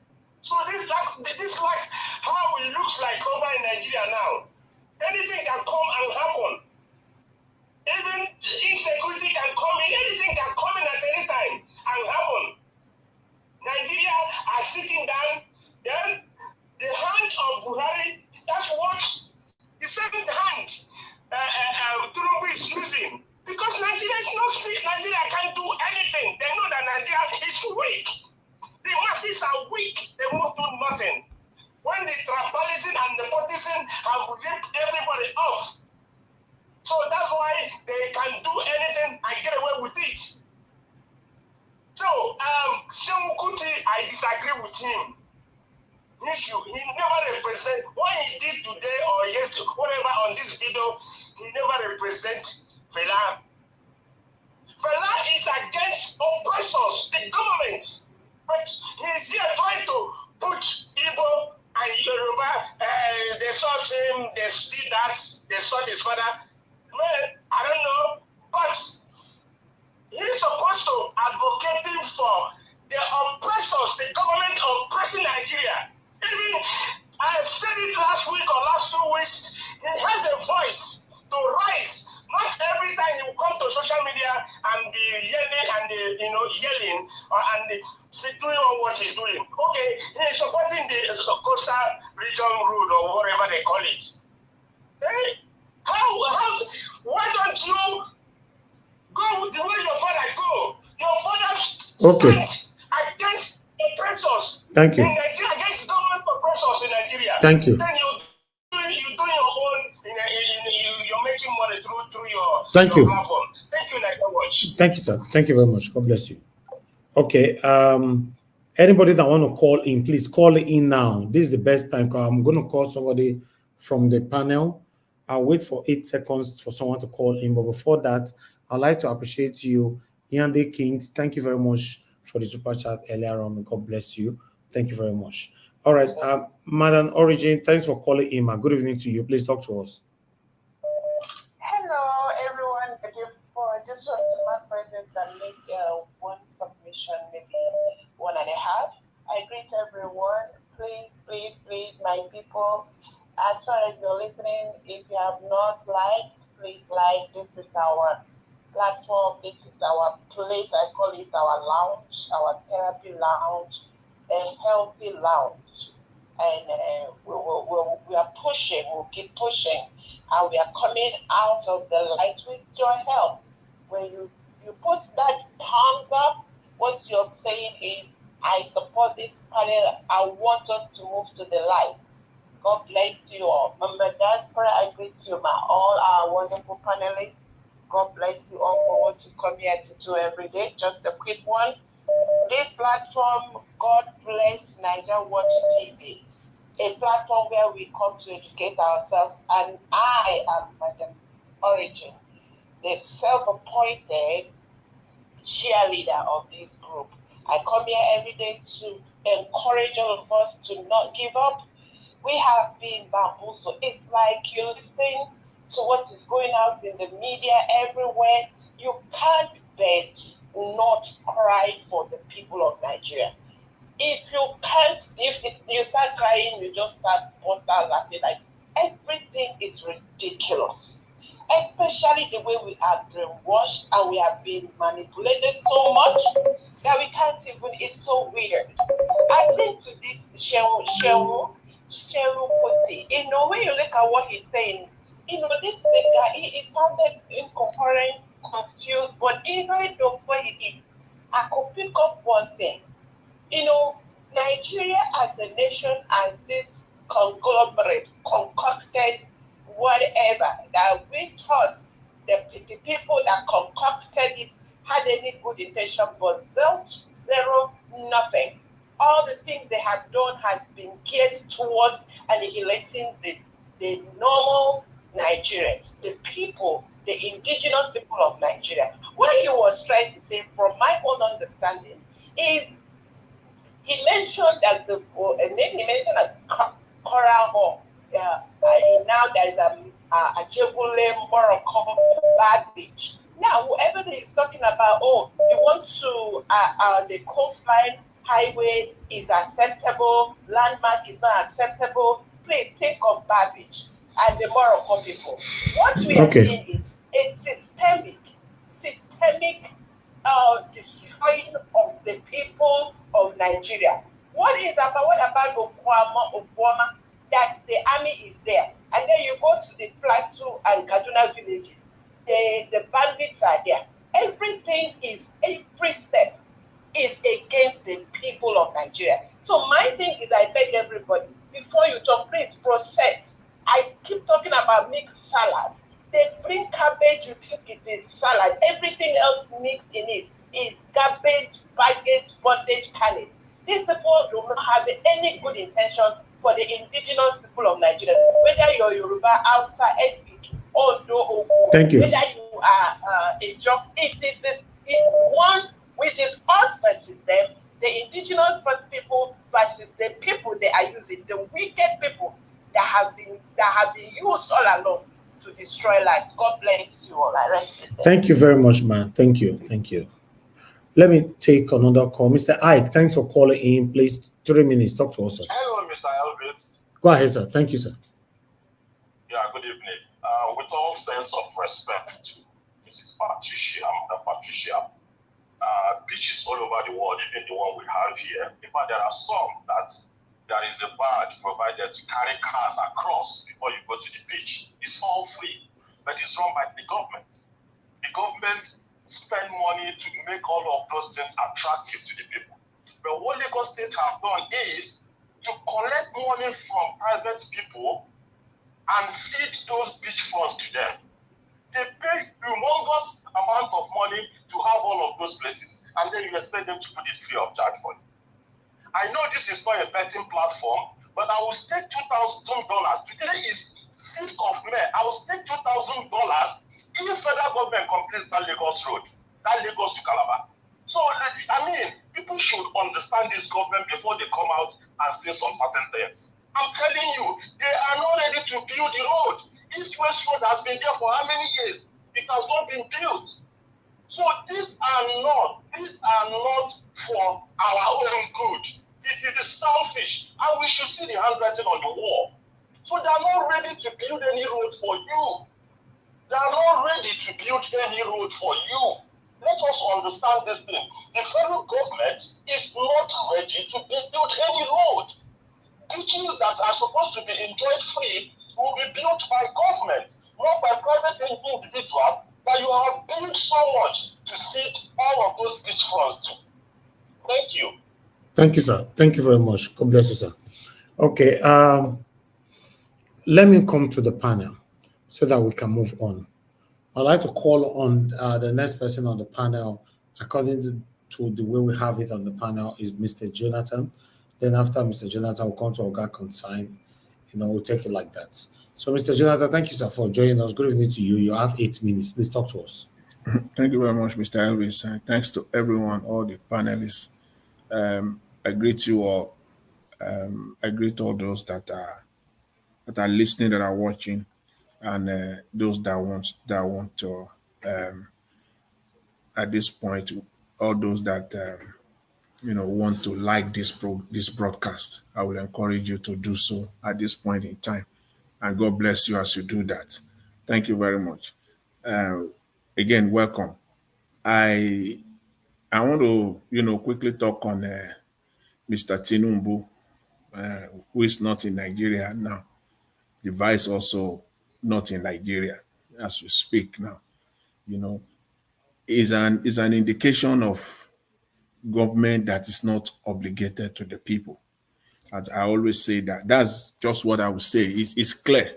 When a government has an obligation to the citizenry, this kind of a situation will not happen. It's impossible. It can't happen. But when they don't feel any sense of obligation, they don't care about the people. They don't have any responsibility directly, a sacrosanct responsibility, a covenant with the people. They don't have it. So that is why we're seeing this, that they will be so bold to get Nigeria to this point where they feel so comfortable. The president will be out of the country, the vice president also out of the country, all at the same time, at the detriment of the nation. Their absence is not free. It's costing Nigerians. Mr. Shettima now in the United States is making money. He will be paid. He will be paid. He's receiving money. It's at the detriment, at the expense of Nigerians. And if you juxtapose that with the benefit that Nigeria will accrue from this, it's useless. There is no benefit there for Nigerians. And with respect to the coastal highway, as I think it was Dr. Sia who said, coastal way to fraud. Yes, it is. We all know that it is coastal way to fraud. It is pure misplacement of priority. And the way for me, I will want Nigerians to look at it is, when we look at government taking a step, on a project or coming up with a policy, the best way to judge the government is always to look at it from our own personal perspective, personal life or business life. If it is my personal life now, will I do this? Is this my priority? If it is my business now, will I do this when there are other pressing issues? I'm very sure if we take a vote, majority will say they will not do that because it is their personal life, it is their personal business. When you do that, then bring it back to government. You will be able to take you will see it more clearly.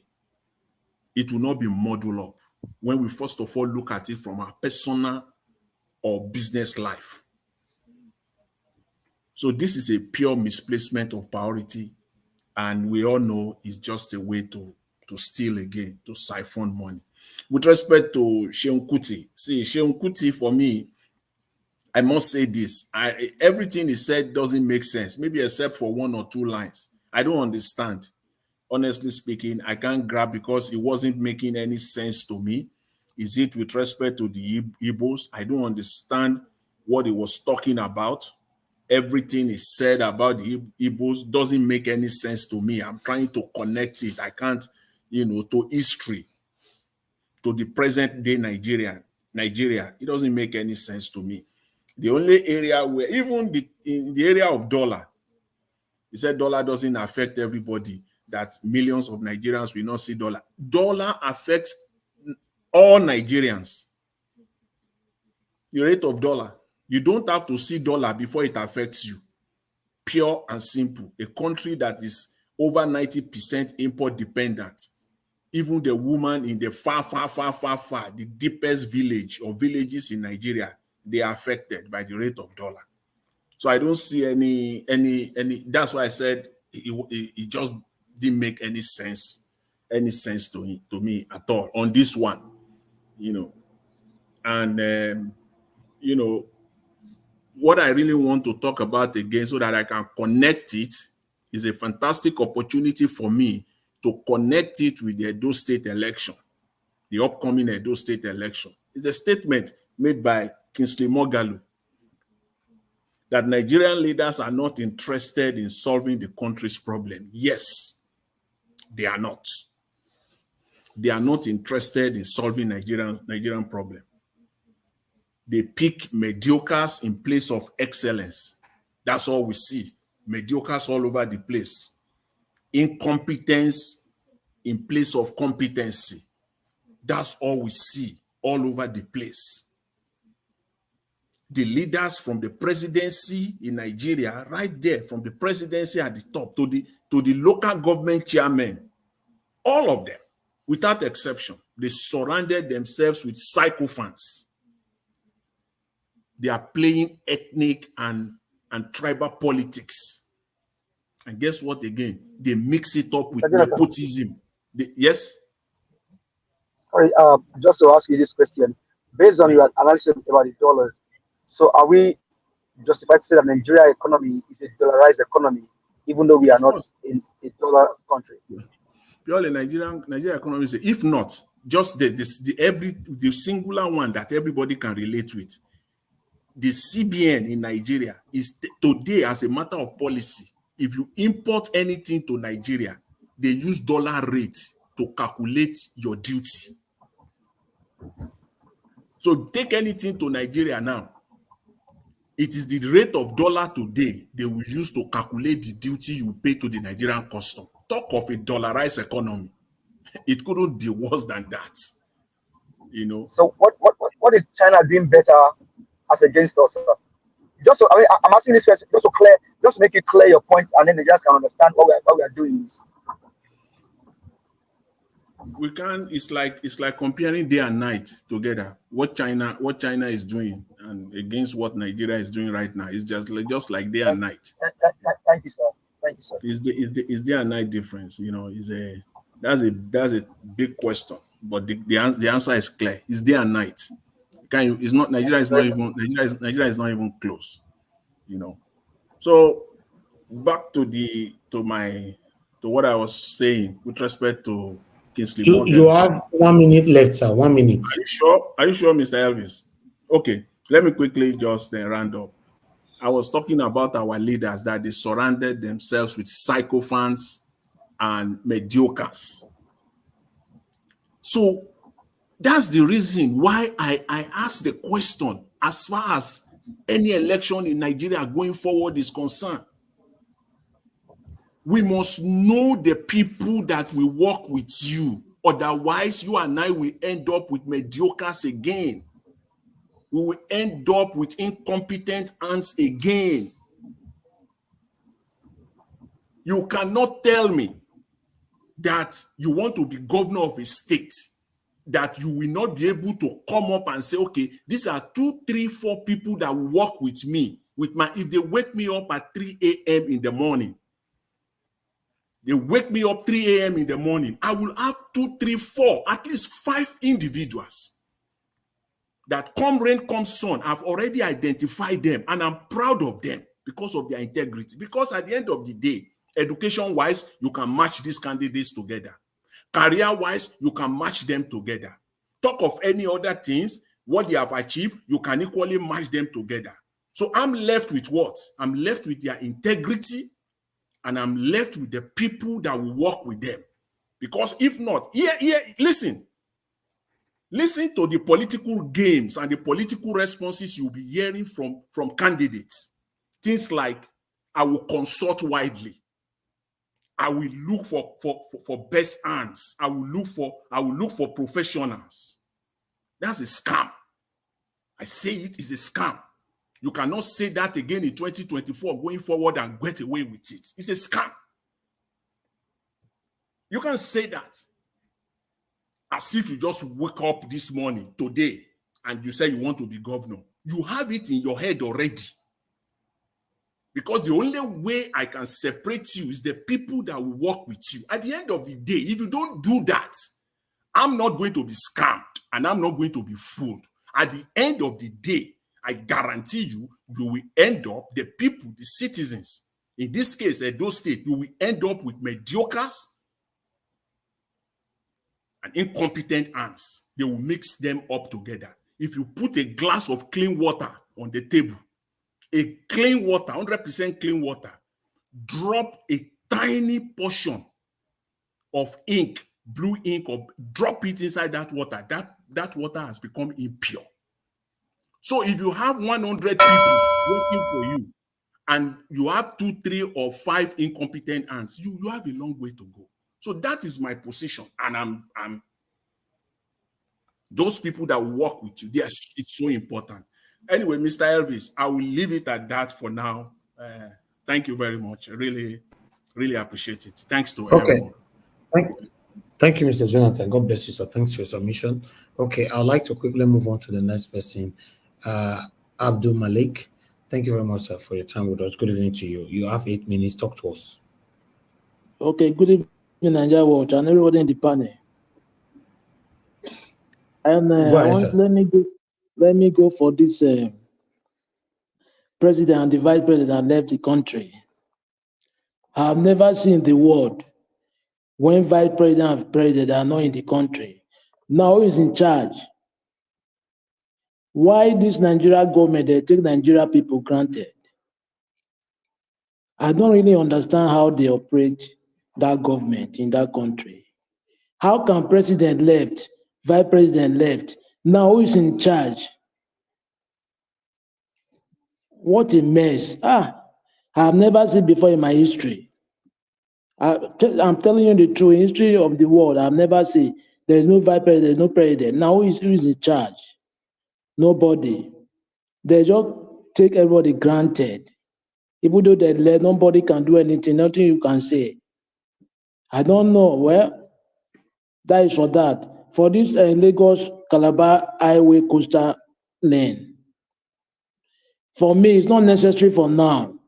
We have other problems that is necessary than that. Because we don't have light. Why can't he pump those money to light, to electricity, to boost the electricity? Or why can't he do the other road, the federal road that is not functioning well?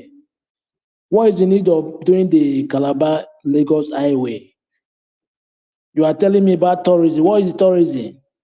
See, the country that don't have insecurity, country that don't have security, how can tourists come there to tourist there? It cannot possible. For me, it's a fraud. It's just to embezzle money. We have other road that is not working, it's not functioning well. Look at this Port Harcourt road, Niger Delta road. How many years they award that contract to Nyaneni? Early 2000 till now, that road is not completed. Almost 24 years now. You are telling me the Calabar and Lagos Highway. I don't know. I'm telling you, every day I think about those Nigeria government. It's not by talking. They need to do something there. That is a major thing. If they don't do anything, it will continue like this. They can never change. They can never change. Something must happen before they change. Because they feel like nobody question them. You cannot do anything, nothing. How can president left, vice president left? Now who is in charge? There is nowhere in the world it happened. I don't know. Yes, I come to this land we are talking about yesterday. Look at what this guy said, the video that you play.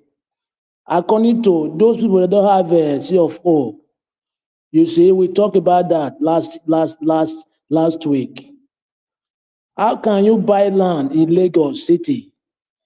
You did not collect CFO for the land.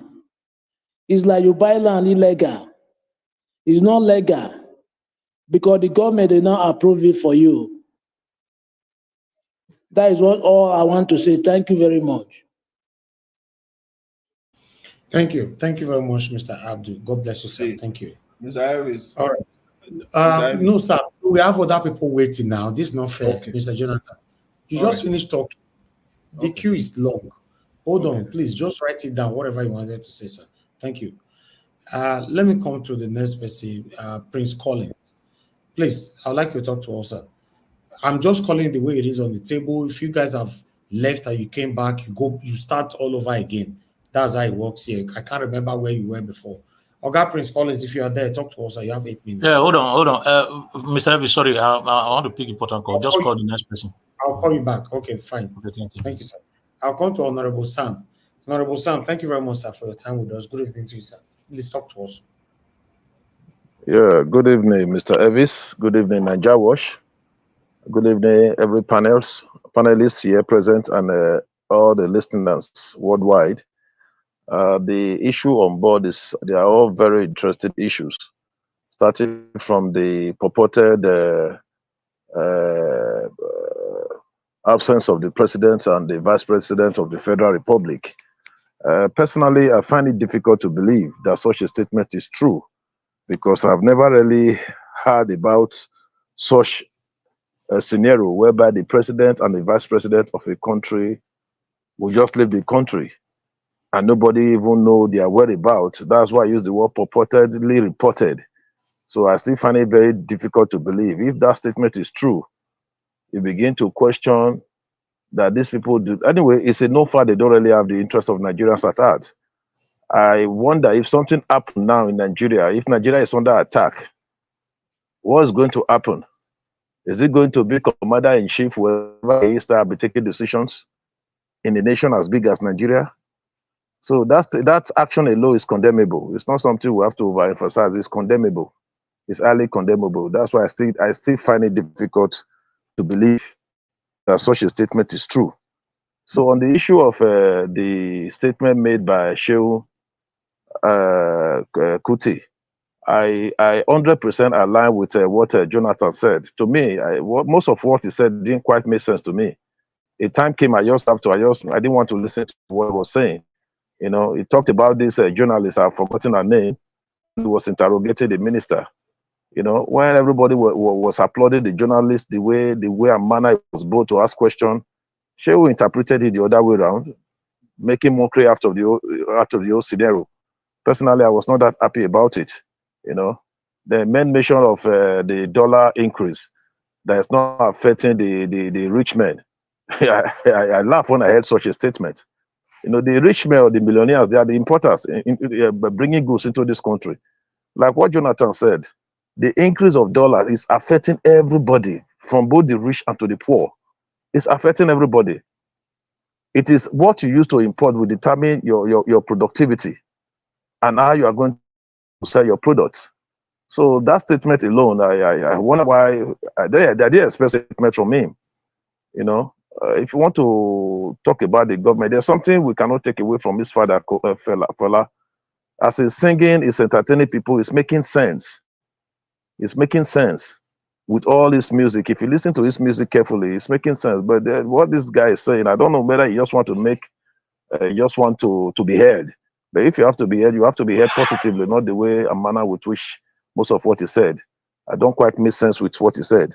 Then let's go to the issue on ground on this the Lagos Calabar Coastal Highway.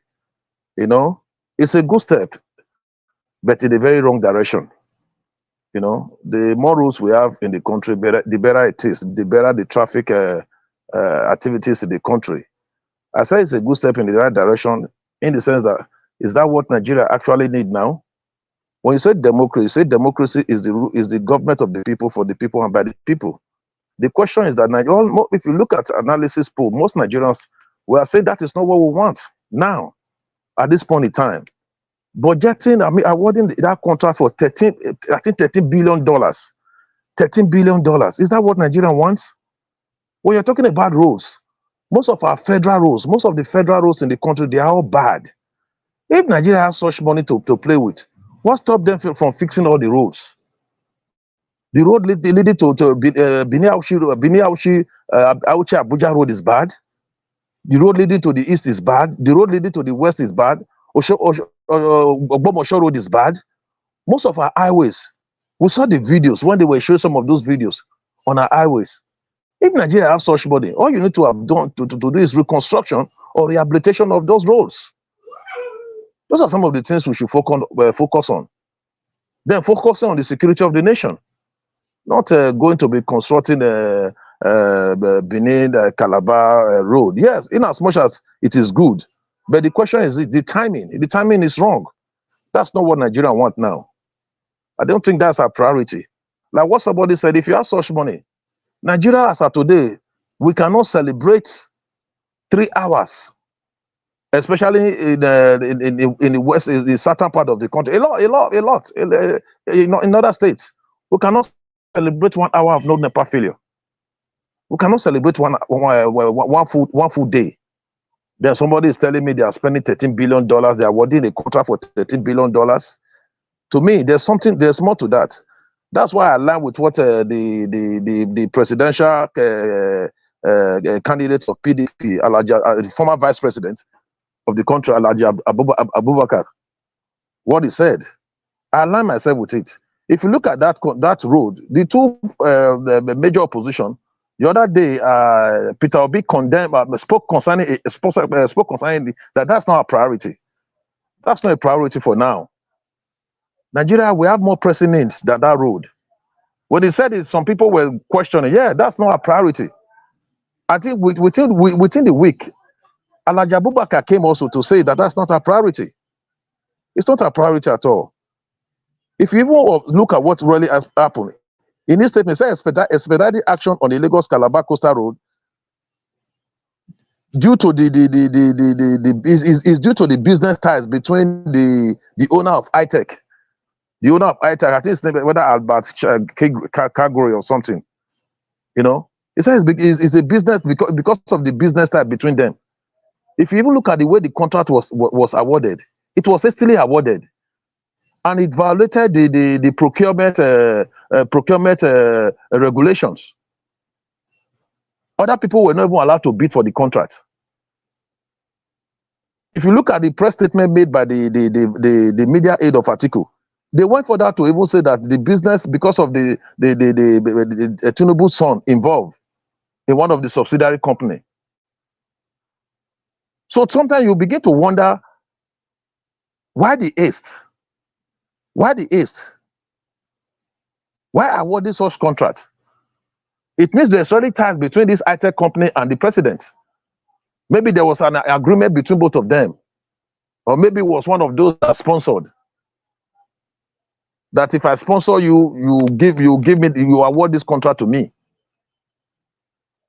Because if the Nigerians are saying, no, this is not what you want, you should listen to the Nigerians. Because you are not there for yourself, you are there for Nigerians. So to me, that road is not a priority. Is the construction good? Is it a good one? Yes, it's a good one to have good roads network. But is it a priority? No, it's not a priority. That's why I say it's a good job at being awarded at the wrong time. The money meant for that contract should have been used for other pressing need in Nigeria. Rehabilitation of most of the federal roads. Almost all the federal roads are bad in Nigeria. Almost all. They are bad. Apart from few in the north. They are bad. They are in a very deplorable state. So to me, that $30 billion should have been used to maintain those roads first. After maintaining to work on infrastructure, then you can be talking about Calabar, Lagos, Calabar road. Not now, not this time. The time is totally wrong. That's for that. The time is totally wrong. I don't quite subscribe to that. I wish there's something that can still be done to revoke that contract. I wish something that can still be done. When I was reading some article concerning it, I was not that happy at all. But that's not our priority. Our priority now is to take off the good roads, give us lights, take off the security challenge in the country. We are not doing that. We are going to be awarding contract of $30 billion. So to me, I begin to wonder. Most of these things, if you look at it, there are selfish interests in it. It's not for the best interest of the nation. That's the main reason why you are choosing leaders. Anyway, Nigeria never chose him. It was not chosen by Nigeria. It was imposed on Nigeria. We all Nigerians who knew who we elected. We know the person we elected. The person we elected won't have been making this type of blunders. Won't have been making this type of blunders at all. To determine how you come into power. How did you come into power? Did you come into power under the mandate of the people? If you came into power through the mandate of the people, you'll be looking at the people at heart. By the time you know you came into power not through their mandate, then you can do whatever you want to do. That's exactly what's happening to Nigeria now. That's why they can leave the country the way they like. That's why they can do whatever they want to do. Because as far as I'm concerned, you are not the one that put me there. You are not the one that gave me the mandate. But if the mandate was given to them, or if he's aware that the mandate was given to them, like the person Nigeria elected, if he was the one that is in power, all this type of thing won't have been happening. That takes me back to what's happening in those states. The reason why I say we have to be very careful who we elect this time around. There's something I like about those state politics. The electorates are becoming more informed every day, more informed. You see, an average electorate will say PDP, APC, Labour Party, all of them will be the same. How far is that a statement? Yes, it is true. Because political parties in Nigeria do not really have ideology. What is the ideology of PDP? How is it different from the ideology of APC? How is it different from the ideology of Labour? It's all the same. The Labour Party we're even talking about now in Edo State, if at least I know some of the Labour Party members, they were members of PDP or members of APC. So the electorate have come to understand that it's not all about political parties anymore, but about individuals. Who are these persons? What are their capacities? What are their thresholds? What are their intellectual capacities? What can they offer Edo people? Those are some of the things Edo people is looking at now. Reasons we are advocating for Barrister Asue Ighodalo to take us to the next level is the man that has the intellectual capacity, is the man that has the experience to take Edo State to the next level compared to other candidates. Thank you very much. All right. Thank you very, very much, Honorable Sam. Yes, on the second submission, you guys will have the opportunity to speak for your candidates. We're just moving on right now. For those of you that want to interject as well, you can do that on the second submission, or the final submission rather. But this, we have lots of people waiting. We have people on the backstage. Let's move on straight away. I appreciate you all, my people. Please press on the like button, help us to share. Press on the $sign, my people. What's up? What's happening? It's a new week. Celebrate us. God bless you. Okay, I'd like to call on the next person on the table, which is give us a mandate. Give us a mandate, talk to us, then I'll come to our consign. Give us a mandate. Thank you very much. Good evening to you. Please talk to us. I don't free you in case you want coming. Okay, give us a mandate. Are you there? Yes, sir. That's fine. Let Prince go. Let him go. Okay. Oga Prince, go ahead. Talk to us, sir. You have 8 minutes. Okay, thank you. Nadia Wash, let me stand on the existing protocols. I want to appreciate you particularly. Let's, patronize by pressing the like button. It won't cost us anything. Press the like button and make good comments so that we can promote the studio. Thank you very much, viewers at home. I don't really have much to say. I think most of our panelists have spoken about things I would have emphasized. I just want to add to what they've been saying. First of all, I want to quickly, you know, uh, clarify certain things. About the highway, the coastal highway. First of all, we need to ask ourselves what is coastal highway, because I have overheard somebody saying, talking about tourism, and Sheun talking about driving and looking at beachside and other stuff. I think most of us are insensitive of what is going on there. First of all, we need to ask what is highway, coastal highway. The coastal highway, highway is have no access. If you build a standard highway, it has no accessibility to park your vehicle and go out and go and do whatever you want. You have to just drive and go through wherever you are traveling to. It's a highway. The least kilometer they drive there is 100 kilometer per hour. It's not where you park and do business and buy orange and all those things. Talk less of accessing the beach. So it's not that kind of road that they are constructing. They are not constructing road where people can access and open business. It's a highway. So if it is standard highway, it's going to be fenced out of the reach of individuals, animal, place, or things. It's going to be fenced out of the reach of external bodies apart from the vehicle that are plying the road. So if there is a coastal highway along that place, it's not going to be accessible by anyone apart from you just looking at, just when you are on the Third Milan Bridge, you look at the sea, the waters. That's what it is. So if people are expecting that after the highway they are going to from there access the beach, they are wasting time. If ever it is done, because I believe that it's a job. Even if they want to do it to a standard, it might take another two regime more, 8 years for them to finish it. Because it's not easy to build a standard highway under 4 or 8 years. So having said that, a lot of people have spoken about whether it is a job or not. I'm not doubting that. So if we are talking about the construction of the highway, as a matter of fact, whether it is viable or not, if it is a project that is being enhanced by the purpose of the masses, I think it would have been a very laudable project, because if you actually look at then why all those beaches that are really accessible in Lagos those days, I don't know if it has changed. When you go to beach, you can't even access the water because it's dirty. People throw things anyhow.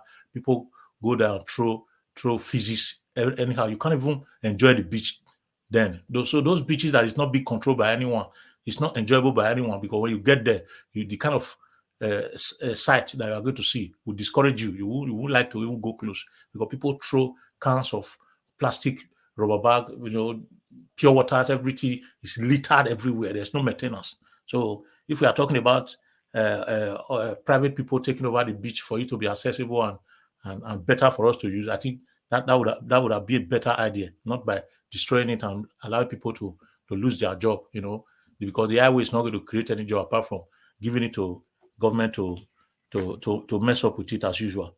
So if we look at the idea of the president not in the country, I think the last speaker, spoke about what is in my mind. We didn't vote for him, so if you didn't vote for anybody, you don't have the right to question wherever he goes, because he put himself there. Before your vote could be counted, he has already been given the certificate of return. So we didn't vote for this guy. They can do whatever they want to do. So we don't have the mandate to question wherever they are. So they can go anywhere, come back at any point in time, and do whatever they want, because we didn't cast our vote for them. I think the blame I will give to we Nigerians is that whenever our right is being taken away from us, we don't know how to take it back. We are not, confident enough to fight for our rights. Okay, at least the last speaker talked about we know who we voted for. We didn't vote for him. He forced himself into that place. But what did we do? Did we fight back to take it back? So we must face whatever consequence that is coming out of it. So the president can decide to stay away for months, and nobody questions him. Right now, if it is a nation that have regard for its citizens, the president cannot be out and the vice president is out at the same time. Now, see, finish now, the cause of this kind of thing. Say the president will not be around, the vice will not be around them. They are confident to say that the nation is like that. Who is now in the country? If it's a country that is rugged, they can't try it. Before they come back, as they are there, they will be sent on exiles. Rugged you to take over. So they no say we no level. Now they do all those kinds of things. And see finish. Now they cause all this kind of thing. So they don't say nothing. Even if as Shatima come out now, even if Senate President travel come out, nothing they happen. Then what you want to do? Nigeria where they sleep, people will not get that. We don't know whether a lot of 75% of Nigerians don't even know that Tinubu is not around because they don't have light to listen to news. They don't have money. Some of them don't have access to newspapers. They can't purchase it. Very true. Very true. Yeah, they are in total darkness. So people that are kept in total darkness, what are you going to say? They don't have access to anything. No access to information. No access to communication. No access to anything. They are not empowered in any way. So they don't even know if he's around or not. So some people are just going about their normal business, looking for how to eat, how to have their daily bread and all that. That's what people are after. If you even tell somebody now and say, okay, your president, Nigeria president is not the country, you say, what do you concern me? If they continue, may go there. I don't want to affect me. Because they are not, no orientation. People are not aware. They don't know what is happening. They don't even know what to do. So even if at the end of the day, they go and put local government council chairman to take over the number of affairs, people are not aware of it. When I was in Nigeria for close to 1 month, people don't even listen to radio anymore because they can't have access to light. They are just struggling to survive. What people are even looking for is pure water to drink, cold water that will calm them down with the heat that we have. Not even any other thing. They are looking for where to have food and pure water put in their stomach so that they can survive the day. They are talking about because they are not feeling the impact of the government at all. It's zero. They just blindfolded. It's like keeping people in perpetual subjugation and servitude. You know, the poor masses are suffering. They've been blindfolded from the real truth. They don't have access to anything. Keeping Nigeria in darkness is a deliberate act. It's not that they are just doing it because they want to siphon money. It's a deliberate act because the more they keep you in darkness, the more you are not aware. Information is power.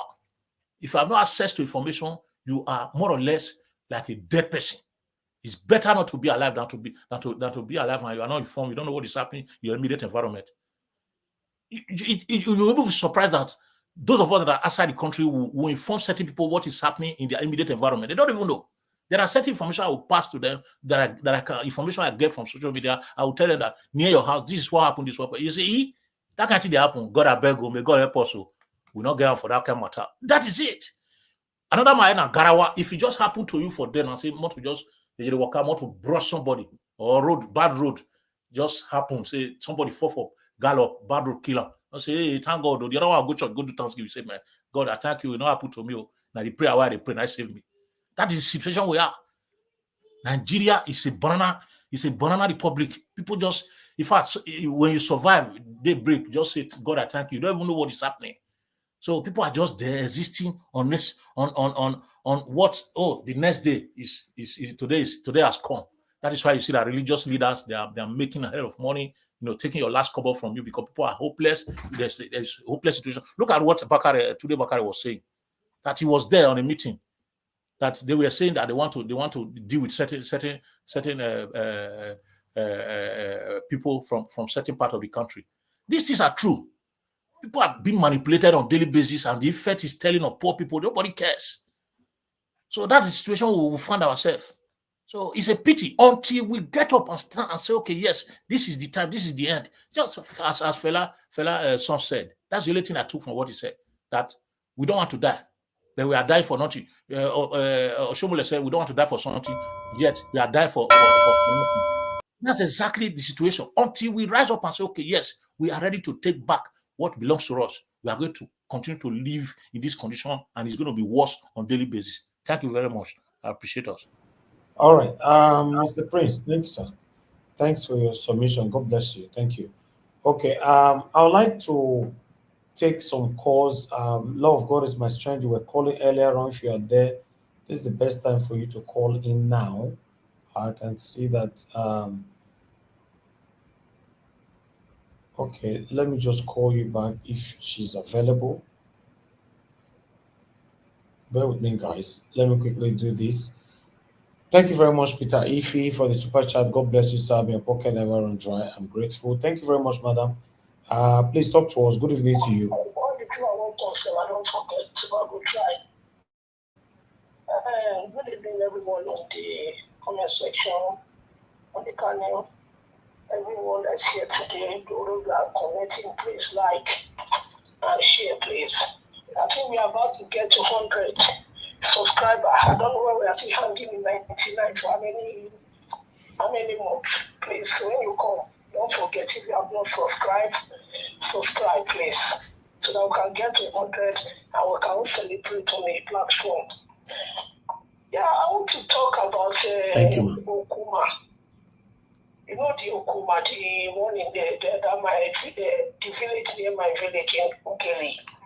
It is so disheartening that people are not talking about it at all. You know, so I just find out that it's only those people who are from there who are really particular and talking about these people. The children are not going to school. They are in the bush. You know, it's not nice. It's not nice. People should talk about it. The Nigerian government has occupied the land. These people have no home anymore. They have nothing. Everything is they are just in the bush, sleeping there, snake are biting them. And there's a government in Nigeria. Please, people talk about it. I only find some people, small robo people talking about it. Nobody's even saying anything about it. But I just want to talk about it again so that we will not forget. We should start talking so that this will can be returned back and they can start rebuilding back their demolished property. But the army are still there occupying the place, and it's only a few people who are going to buy things for pad, pampers, and all those things. They are using leaf and all those things to cover themselves, and some are being beaten by snake. So I don't think it's so. Please, let's talk about it more. I've spoken to some few people, and I pray that they can do something about it. So I just want to say something to Madam Patricia. I actually disagree with you, but I disagree with love. You see that coastal rail that they are planning to build, I'm telling you, it's not for anything. They just want to steal with that project. It's not that they actually plan to build that coastal rail. You will find out that it will be there for 30 years. They don't do anything. They will just go there, break everything, and that place will be there. And that is the only way they want to steal money. So for me, it's just a waste of time. Nigeria, since how many years that this country had independence, we've not had even electricity. There's no light. You can see people carrying a generator on their head going to buy petrol in a civilized country. To first century, look at it. How many? So we are still the same. There's no growth in Nigeria. We want to see real growth. We are not talking about oh, sorry, I think something is. Hello. Hello, we are hearing you. Thank you. Hello. We can hear you, man. Can you hear me? Hello. Hello. Love God is my strength. Can you hear me, man? Okay. All right. Let's move on. Can anybody hear me on the panel? Yes, we can hear you. Okay, wonderful. Thank you. God bless you, sir. Okay, let me call Mr. on Elvis. Mr. Elvis, as we are discussing on this matter on ground, because I've not really have a proper research, is it really true that the president, have you seen any documents reflecting that the president and the vice president are not in the country? Yes. Because yes, that's it's a who is not did they hand over to the Senate president? Tinubu secretly left the country, either to Paris or UK, London. Why Chetima went to an event or whatever it is in America. So as we speak, none of them is in Nigeria. Thank you. Because the reason I'm saying is because so that this discussion is very, very vital. Because according to Section 155 of the Nigeria Constitution, if the president and the vice president are outside the country, if there's evidence, they ought to have handed over to the Senate president, who will be acting as a Nigerian acting president. Is that the situation now in Nigeria? Who is not? What is? I've never seen this. Somebody else that you don't know is ruling Nigeria on their behalf. Thank you. Thank you, Nigeria. We AD. Give us a mandate, please. You have the floor. Good evening to you, sir. Talk to us 8 minutes. Thank you very much. Hopefully, you can hear me clearly, sir. Yeah, you're good. Go ahead, sir.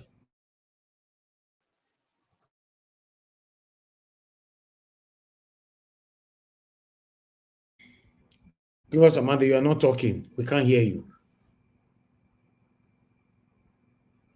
Okay, give us. We need to move on. We can't hear you. Give us a Amanda. We can't wait for you to sort that out. Oga Consign, please talk to us. Good evening to you. Oga Consign, are you there? Mr. Fish, please, can another person speak, please? Okay, After that's the person fine. that I can talk. The next one I No, can talk. probably you are going to talk on a final submission. I can't wait for anybody. I'm sorry No, today. I said it, the next Mr. person. Dua, Let's see him speak. Then after speak, let's see him speak. you cannot tell CM to speak. I'm the one to allocate when people speak. Thank you, sir. Okay. Can you hear me, sir? Mr. Dua, Mr. Dua, talk can you to hear us. me? Hello. Give us a Oh God. Yeah, can you hear me? Give us a ready to speak now. Yes, I'm here. I was speaking earlier. I guess it was my network. Okay, go ahead now. Thank you. Thank you very much. Thank you very much. Greetings to you and the panelists and everyone. Nigeria Watch Media comment section. Panelists, greetings to everyone. Please, everyone watching from all over the world, please let's like, share, and also support the channel. Subscribe if you have not done that. This is a place where we say the truth to power, regardless of the opposition, regardless of the evil, and then regardless of the wickedness going on in the country. Please support the channel, and we trust that God will bless you as you are doing that. Hopefully, you guys are still hearing me. Well, I think to what was said earlier by Sheung, as much as he felt he spoke or communicated, I don't think there was any communication in what he said earlier, because for me, there was most of the things he said didn't actually make sense. They didn't make sense to me, and that's my personal opinion. But everybody's entitled to their own opinion, and that's why we have democracy today. I mean, people are entitled to make their own choice, and then make their own decision. But honestly, I would have just loved that young man to actually stop some things that he's doing, because he just destroyed the father's legacy. Mr. Ellis, can you see me, sir? Yes, speak on. Go ahead. We can hear you. We can hear you. If we can't hear you, we'll let you know. Go ahead, sir. Okay, thank you, sir. So, I mean, what Sheung Kuti is doing is just destroying the works and the legacy of Mama Fumilayo Ransome Kuti, the works of Fela Kuti, the works of Beko Kuti, Dr. Beko Kuti. Wonderful man. So, Sheung, whatever you are doing is you are destroying the works of Mama Fumilayo Ransome Kuti. You're destroying the works of Fela Anikulapo Kuti. You are destroying the works of late Dr. Beko Kuti. Wonderful man, Dr. Beko Kuti. And then of course your other brother, the one that is there now, Femi Kuti. You are destroying their works. You just end up destroying their legacy. Because ordinarily, and I think you have wisdom, you have knowledge. It's just that you have a wrong application of those things. You have wisdom, you have knowledge, but you have a wrong application of those things. For you to peddle. Instead of you talking to the poor Nigerians and them lambasting on them, join hands with the poor Nigerians, and let's see how we can deal with these evil politicians. They are satanic, they are demonic, they are evil, they are corrupt, they are pious. And Nigerians, I tell you last week, don't be deceived by their enticing words. They have enticing words. When you go up, they come low. When you go low, they come up. They know how to get you. They know how to rattle you. Don't fall into their hands. They are evil. They are satanic. They are demonic. They are pious. They are looters. I mean, what more can you say? What more can you say? Maybe joke on, we can even refer to what we said yesterday about the state. I mean, I just dropped by a community here in Dallas this morning, and I saw where you can see the bridge is not up to 1 kilometer. That they put for the community just be able to move from their own place to the highway. And all that we said yesterday, I mean, we still talk about all of these things. But these guys, they know how to rattle you, Nigeria. They know how to make you play to the gallery. But I tell you, don't be deceived. Don't be deceived. And then coming to the issue of Tinubu leaving Nigeria, it is not true that Tinubu left Nigeria secretly now. Tinubu has been leaving Nigeria secretly even before he became president. And when he became president, he also left. So I wonder why Nigerians are surprised today. And he even bothers me because one of them is even surprised. Is even surprised that Tinubu left Nigeria secretly. Come on now. Is it true that Tinubu left Nigeria secretly? He left after becoming president. He left before becoming president, even though he was president in court by Mahmoud Yakub. So it is not today. Nigerians, don't be deceived. This is the rhetoric they want to be pandering into, but don't give them mileage. Don't allow them. They know what they are doing. Is it today? People say that they've not seen the issue of the war where the president will leave the country and then the vice will leave. Now today, it bothers me when people are when you are talking like this. You know these guys. They didn't promise you anything. Tinubu said he came to dance. That was what he said he came to do. So what are you expecting from him? It bothers me when you are expecting something from Tinubu. Who is Tinubu in the first case? He's a criminal drug baron. He left from he's an APC person, and we have them all over the places. They leave APC to PDP, they leave PDP back to APC, and they do that because of what? Anywhere belle face, and be politicians, anywhere belle face, they can never change. They will never change. And my brother Black Panther, thank you so much for always saying that they will never change. They can never change. These guys, they know how to rattle Nigerians. I mean, what can you say? In the last election, said, we are the one that made the law, and we broke the law by ourselves. The criminals, the buyers, the looters, the evil one, the satanic agent, they make the law and they destroy it. So Nigerians, Tinubu did not just start living Nigeria secretly. He did it before they make him a president. He did it when he was a president. So don't be surprised. And they know what they are doing. They know it. Then on the issue of the coastal road, well, you can choose to say that you support the project for whatever reason you care. That's your opinion. You are entitled to it. But to me, what is paramount to us today? What do we need? There is no light. There is no potable waters for Nigerians to drink. Do you even care about the X sector? And don't be surprised. Tinubu went to France allegedly. He went to France allegedly to go and recruit, to go and like Mr. Jonathan would say. And you cannot differentiate Tinubu's nature from the economy. You know, they pump the economy. The same way they are pumping, they also pump. So don't be surprised. He has gone to collect. And then when he come back, he will now begin to look shabby, and then he will look shabby, and then looks like, hey, don't be deceived. These guys, they know what they are doing. Like my principal said, that road is their special. That one is a Tinubu special purpose vehicle. Nigerians, pay attention. Oh, the coastal road, like a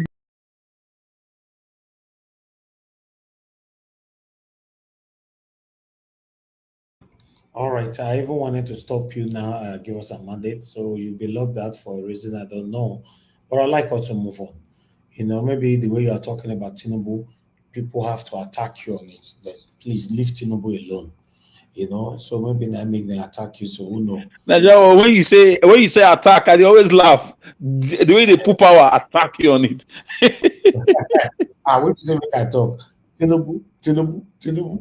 You know, so they have it. I mean, a bit as well. You know, give us a mandate. Your time don't finish. They don't beat you small, right? You know, so maybe by now you go rest for Tinubu matter. My brother, what I go do now? What I go do? They attack me anywhere, anyhow. But you know, one of here. They say, mind your business, my friend. My brother. So I mean, I beg. Now let go. Now let go free Air Force. Thank Before you. election attack, after election attack, we could continue. Go ahead, Mr. Elvis. Thank you very much, sir. I appreciate you, sir. God bless you. Thank you, sir. Thank you. They don't humble. Give us Give our mandate. give us a mandate. What it concern God inside? So now not they believe say God go change things. What is it now? Only God go help us. I'm a Christian, but I'm different from some other Christian. I'm a Christian. I practice I'm a Christian, and I will You are not different pander from this morning. you are different Hey, from normal Christians. don't go there. Don't go there. We know you. Don't go there, beg. Don't go there, Oga. Don't go there. Don't go there. Let's Do move on. not go there, Oga. Don't go there. All right. I beg, All I right. beg. No step All on me, right. I beg. Hello. I don't have that time. Please. Thank you. I don't want to change this topic right now. I'd like to call on the next person. Mr. Odowa, please talk to us, sir. Thank you. Good evening, Mr. Najawash, all the panelists, all the listeners, all the commenters and the viewers. Good evening. Happy Monday to all. Yes, for what I saw and what I am about to comment, I thank you, our brother Prince. I don't really know if it is Prince because I cannot see any name. But you said it all because I really happy to hear that people doesn't know what is a highway, because if they know what is highway, they will not be thinking that you will have highway and have beach together, because it's a road that you'll be compared to 4 to 5 lane of 3 to 4 lane in one part and why 3 to 4 lane in the other part. So it's a place where nobody waits to wait for nobody. And it's a place, even if your vehicle damage, you cannot wait to repair it there. It's not like those one we are having now, they are calling express road, that when the vehicle break down, the whole road will be blocked. It's a place where herdsmen or whatsoever they call themselves cannot boldly to say they want to attack the road because they have a baba or with them. So those are what you call highway. And it's a place where if they, according to the speed of Nigerians, if their motor tire explode, oh, it is only God that will save those things, the tree, not even the tree that will be close to those roads. It's only God that will save them. Even the local road they have now, they call express, we still know what is happening in it. Not to talk of where they can say drive to heaven or drive to hellfire. Well, anyway, it is pertinent to hear that it is close to the river. They want to pull such road. I ask, what of this state that doesn't have a river or those seas or of Ethiopia? What of the state that doesn't have it? So you mean that this road will not go to those areas? All I understand in the highway is interconnector of state to state. When it is interconnect of state to state, which enable journey to be easier and faster, that is why I asked the other day, like those states, where are they going to pass in it? Is it going to be a Gelegele? Or is it going to be Ohwa River? Or Buba? So I don't really know the direction they will use the road to pass when it comes to Edo State. Or is the road will not pass Edo State because we did not have such river? Or is it only Lagos that is Nigeria? Because whatever they want to start, they start it in Lagos. Isn't only Lagos that is in Nigeria? If it is taken from from Calabar to Lagos, well, why do they not start it from Calabar? Now, I wonder the way people see it and say the beach that they are collecting money. If that beach were opened, I believe we know what we call shit in our own Nigerian language. Shit will have drive everybody out of that place.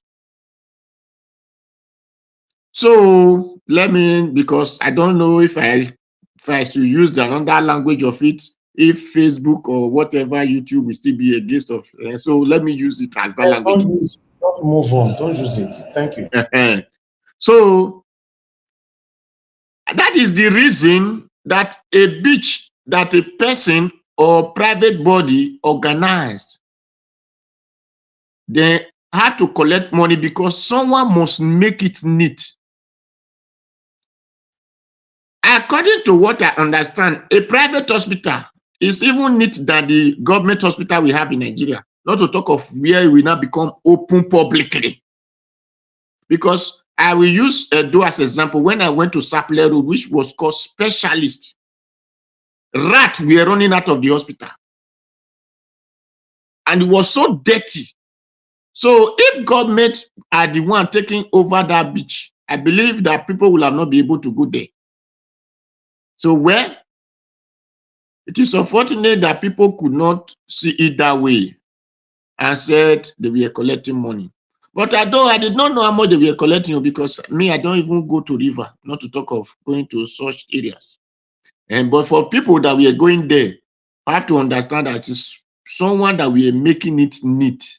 And that person, according to what they call workshop, where you work, that is where you eat. It's the reason called workshop. So that is only what I understand there. And if you now put highway there, they can never organize beach in those circles anymore. Because for those who live in Western world, they call it, those who live in Europe or America or Asia, you will see their express. You don't build house close to it. You don't carry farm close to it. You don't do anything close to it because it's 447. So that is for that. And I believe that they will have redesigned that road so that it will connect all states together, not to go and put it close to the river. Because if it close to the river, I believe the road will not go to Kogi. If it go to Kogi, it will not go to Abeokuta. So that is for that. But only one thing that we used to also say, thank you, madam, for saying one thing, that something of general, that God has blessed the state or the country with it, that a group of people or one person want to take over it. So this thing referred me to Edo State, my state, which Okbil Smith is what God used to bless with the Edo people. And it is we, the Edo people, that are supposed to be benefiting it. Now, one person has taken over it, and the next person who is coming to become governor said, I doesn't care who take over it. What God have used to bless all Edo people, that Edo people are supposed to be benefiting. He said it is only the tax you will all be paying to him. That is only what is concerned. And that is why Edo people cannot buy cement today. A bag of cement is nothing less than 8,000 naira. There was a time it was 15,000 naira. And this is the food that God used to bless Edo State people. So it pains my heart to see something like that. And people are clapping and saying, such persons say are not concerned. It will be their leader. Thank you. God bless you. That was not what he said, sir. Thank you very much. That was not what he said. Thank you very much. All right. Thank you. Everybody stay mute. Thank you very much. Appreciate you all. Oga Consign, if you are there, please talk to us. You have 8 minutes. Okay, you're still not available now. I'll just move on right now. I'll put it on the backstage for now because I have somebody that want to come in. Guys, help us to press on the like button, and let's do this together. Let me bring Oga Chris in. Yes. Oga Chris, thank you very much for joining us. Please, I'd like you to talk to us. You have 8 minutes. Thank you. Yeah, good evening, Mr. George, and good evening, everybody on the panel and those people on the comment section. I think I want to join the voices of the people that have been clamoring for that people should subscribe to the channel. And like Madam Patricia said, Let's take this to 100,000. We are very close. We have 99,000. So guys, subscribe, share, click on like, invite your friends, invite your families, invite your well-wishers, and say words to your enemies that Nigeria Watch is real. Yeah, before I continue on that trajectory, and good evening, Mommy Diaspora, and everybody on the comment section. You see, you guys on the comment section, you are doing a very beautiful work. Yeah, because if you want to get a snippet of what's happening on the discussion panel, all you need to do is to visit the comment section. There's a whole new family there. And thank you, everybody. Well, I'll just put my good foot on the discussion. You know, it's quite surprising and it is shocking that we have the president and the vice president, both of them outside of the country at the same time, and no protocol. They did hand over to the Senate president or the president on his own. We didn't know how long he was going to stay, because constitutionally, if he was going to stay a certain number of days, he's supposed to hand over to his vice. Of course, Buhari laid that precedent when he left for 6 months and he didn't hand over to any person. And we were all just back making noise, talking in hushed tones, because that's what has become the lot of the black man. We are afraid to die for something, yet we are dying for nothing. So it is quite shameful, shocking, and a total disregard for any iota of human respect. As for Sheung, let's not be carried away. It is a complete diatribe against the Igbos. I don't miss word in saying things like, because you can only trace all these rantings of Sheung back to the campaign of Peter Obi when he first had a head-on collision with the P Squares. We all know them, the P Square, you know, the Twitter ranting. Since then, Sheung has gone on the trajectory of always trying to appear that he's speaking for the nation, but actually it's a corny way of attacking a certain tribe of this country. As for me, I'm not going to fall into that trap to support him, because if I do, it means I'll be suffering from a condition they call fully ado, which means two fools. Sheung is speaking like a fool, and I can't continue on that trajectory with it. If you listen to everything he has said, Mr. Sam and Mr. Jonathan, I think it's both of you, they alluded to the fact that it didn't make sense. It simply didn't make any sense. If he's so concerned about it, why is it that it is always issues that are connected to a certain tribe of the country that Sheung always digs his leg into? There are people suffering, killing is going on in the country. Like love of God is our strength said. What about the people in Okoma? Why is he not talking about that? Why is he not ranting about other sufferings in the land? But he's fixated on issues that he has zero knowledge about. That's the problem of the country. People using truths, half-truths and outright lies to defend what is not defendable. And continuing that trajectory, you see the coastal road. Let's get it clear. Everything has become about Peter Obi. Because the reason these whole people are speaking is because they want to turn and twist what Peter Obi has said. You know, everything he says, they want to turn it tribalistic. This is the only person that said, don't vote for me because I'm Igbo. Don't vote for me because of my religion. But yet, they turn around to say that he was campaigning on ethnic and tribal basis. Anything he says, they always have a way of twisting it around.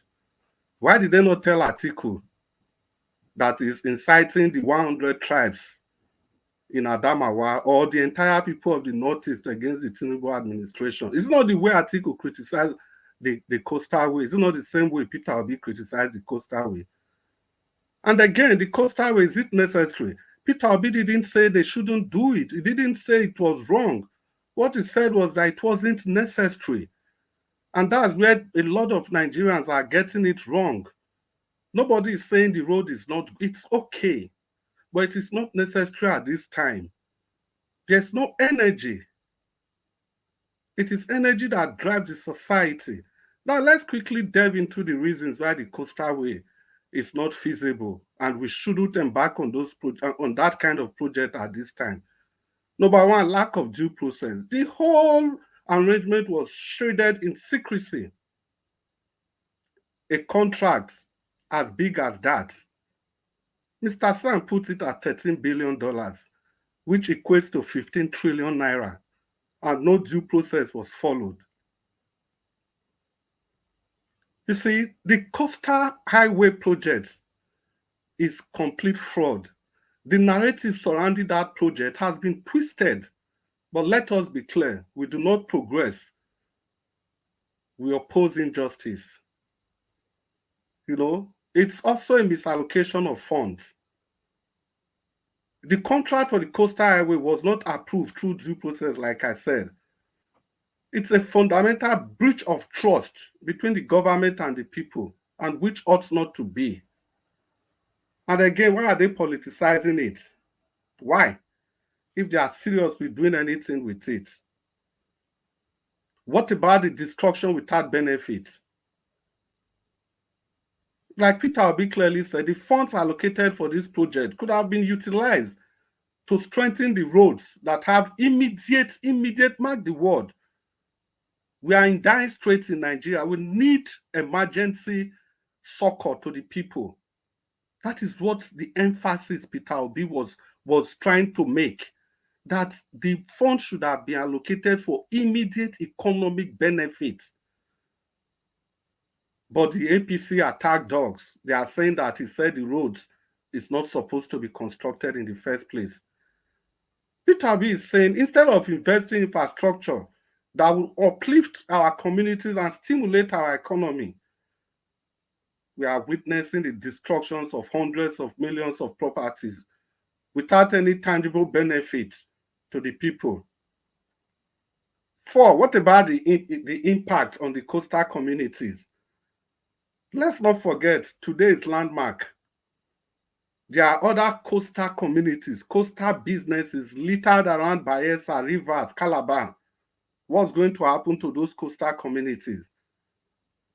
Are they going to chase them away? Because it's not only landmark that is close to the beach. There are other communities, villages where people have been living for hundreds of years.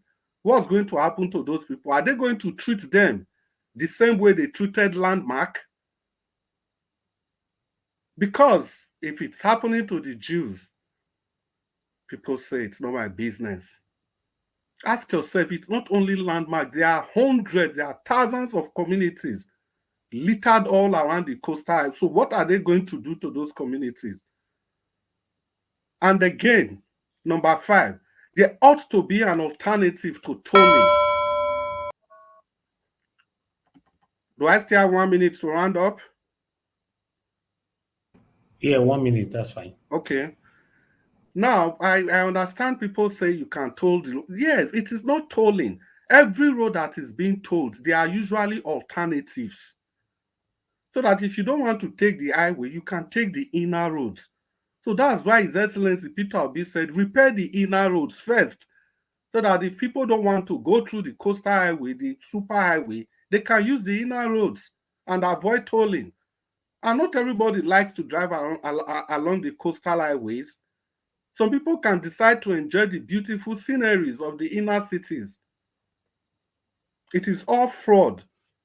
The same way they said, go and get your PVC, everything will be okay.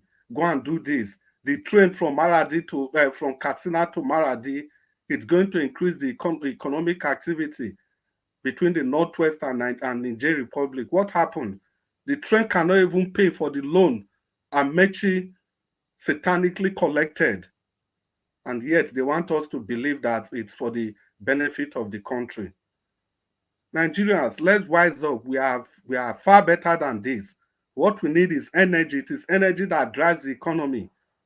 I understand, Madam Patricia said you drive along the coastal highway. After you finish driving, you come home.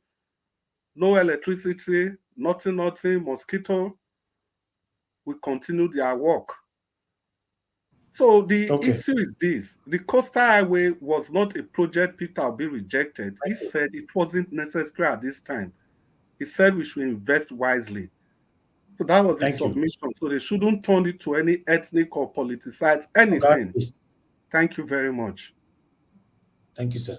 Thank you very much. All right. Oga Consign, please go ahead. Talk to us. Good evening to you once again. You have 8 minutes. Mr. Fish, these days it's like the love is going. You don't love this concerns anymore. What's going on? I always love you, sir. But No, you know, it's like, I mean, I know they hide anything, you know. But no when problem. we have It's like that. when we have tight panel, I don't want one person to be using all the time, you know. You know So that go ahead. I don't have time to come here, but only because I like the program. And these days I told you I'm busy on these days, you know. But only because of the love I have for the program, not the love I have for Nigeria. Because Nigeria, I love Nigeria before, now, but these days, my brother, I love Biafra. I want Biafra to come. That's all. Now let me continue now. The world, please, anybody where you are, join the. If you don't know how to share. If you have gloves, if you have this in big hand, remove it and share the thing. Share so that this product can go because it's not easy every day. Those who want to like. Panelists, God bless all of you. Mr. Chris, I love you. Anytime, if you and Madam Luke, if I'm doing something and I hear you guys' voice I will have to put to see that I hear what you guys are going to say. Mr. CM, all of you, give us a mandate and so on and so forth, you know. May God bless all of you. Mama Diaspora, God bless you. The commentators, God bless all of you. God will help us to survive Nigeria. Even if we are going to go to other places, Nigeria was formed, before Nigeria was formed, the people they brought people from different, more than how many people, how many tribes, brought them together and joined. The same way, one day, God will help us to bring 3 or 4 tribes together and form another country that will help and give those people light. A country that have no light is dark. If the purpose of darkness is light. If the country doesn't have light, what does it show? For how many years? More than 60 years. And we are hoping. This regime, Obasanjo regime came, they squandered more than 16 billion. Buhari, the same thing. Good luck, the same thing. When there's no light, what you see is darkness. And that is what is happening. When are we going to see this light? Maybe another generation, which I don't know. It's unfortunate. The people that are supposed to make things right, even talking nonsense. Buhari today was saying that Atiku must go and sit down. Tinubu can rule from anywhere. That's the kind of human beings you will have. My brother, my brother Elvis, if you can listen, I'm not. It's your own. Listen, this program is for you. People like what is them? Bualau, Sheuno, most of these people ignore what they are saying because these people doesn't hold good for what you are trying to achieve. They have. I don't know the name I'm going to give them now. You say I'm trying to sort the channel, but what Mr. Chris said is true. Anybody who said he didn't understand what that guy was saying is that person is lying to himself. He just only came up to talk about the Igbos. But where I'm angry is because he's talking about his father and the Juku. You know, all these things, I don't know whether this YouTube or these people, they don't look at the people's faces before they give them this, before they ask them to condone this thing they're doing. Understand? Give them the line and all the rest. Because if somebody see that guy, look at Burna Boy. Look at all these people who are playing good music. You see them talking this nonsense. This boy come here every time to rant. The music is playing supposed to help him because this era is the era of music. People who are mad is playing music. This is their time. You're supposed to concentrate on that music instead of coming to talk nonsense every day. It's only people that have time that can listen to such nonsense that guy is speaking. Trying to sort the Igbos. If somebody insult you, if any woman insult you, go straight to that person. Don't insult Igbo people. You see? Because when all these things, that people must remember. Nobody want to fight. We fought before for 3 years. There was no winner. We came on a turntable. Now, when you are sorting a tribe, what do you think that will happen? So all these things are just nonsense, you know. Some people can talk nonsense where they are. On this road, everybody talk about this road.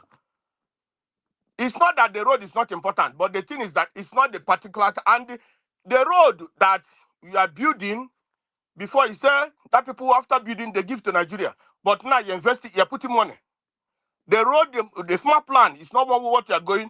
The plan you are going now is to demolish things. You understand? And that road is important too, but for now it's not what Nigeria is supposed to be going at. Nigeria is supposed to be going at least get light. Let there be light. God said, let there be light, and there was light. Why can't we have light? Are we a country of darkness? When you see darkness, when the country become dark, that is what can be happening in that country. We left what we're supposed to be talking. We're supposed to be talking about the killing, the in Delta State, in that Delta State. That's what we're supposed to be talking. That's where our focus is supposed to be. Our soldiers, why must soldiers? The first time this happened, for a week, for 2 weeks, I was talking about this thing. And that is where our focus is supposed to be. Our attention is supposed to be there. How can these people, these criminal soldiers, go and occupy that place? How? People cannot go. What of snake is biting them? What of animals is eating them in the bush? Where soldiers have been fighting in Niger State. Nothing is happening. That's why I asked this boy that day, Kokon, Tone, then he tried to be statistic, trying to be that he's clever. That army, the military that was killed in Niger more than 4 or 5 times occasions, is it better than the one? Is it better than the one that were killed in Oklahoma, or the one in Oklahoma is better than them? Why is we have a certain president who's supposed to represent the interest of the South? Now he's looking back behind where the Southern people are being fired. That is the problem we're supposed to be asking ourselves. That is the thing that even though all the whole data, even the Southeast, all of them supposed to rise up and say, no, this cannot happen. I saw Dr. Clark the other day talking about Chibok gas. Instead of talking about the one in his backyard, he's talking about Chibok gas. Mr. Bruce, that man Bruce, what is Bruce? I don't know. It's like yellow like a papa, I don't know. Instead of him to talk about that issue, he's talking about Obi is talking about technique about this road. That is not. People have lost they have lost their senses. This is more important. Why must the army military people occupy Oklahoma by up till now? Buying in that side, buying in Bayelsa State. What is going on? And the people of the Southeast, South, Edo, everybody keep quiet. They're only interested in the politics of politics. The politics this politics you are talking about, we are talking about every time. The politics we came out from, we didn't see anything good in it, and we want to go back. We are not even. Our eyes are not even open. We want to go back to politics. All the whole elections that are done all these days now. Did you see any change? Look at the one done in Ibadan. Did you see any change? It's even worse. The one is done if the one is going to do in Edo, the same thing is going to be. You will see them, they rig it in your eyes, you can't do anything. Nigeria becomes sit and look. Today, Shetima didn't travel again. His flight, his plane have a problem. Now he's back to Nigeria. Only that the other criminal who went to put blood into his body is the one that is not there. Thank you, and God bless you. Thank you, everybody. Our CM is the last person. I deliberately kept him to this time. I appreciate every one of you right there on the comment section. God bless you all. Thank you very much, everyone watching us right now from your various location. We appreciate you guys. Trust me. God bless you all. Press on the like, help us to share, subscribe to our channel, and let us hit 100K. Okay, CM. the final submission, you are going to be the one to help me handle it, sir.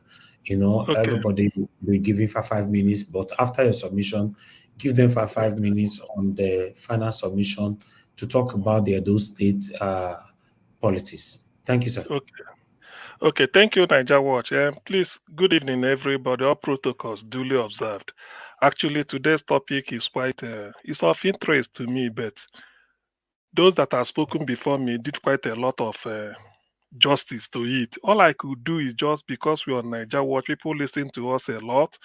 They want to learn one or two things, or let me just put a little bit to this issue of the Lagos Calabar Highway to fraud. When Peter Obi criticized it, that was after Atiku spoke. Atiku criticized it for saying that Tinubu is just using it to siphon money.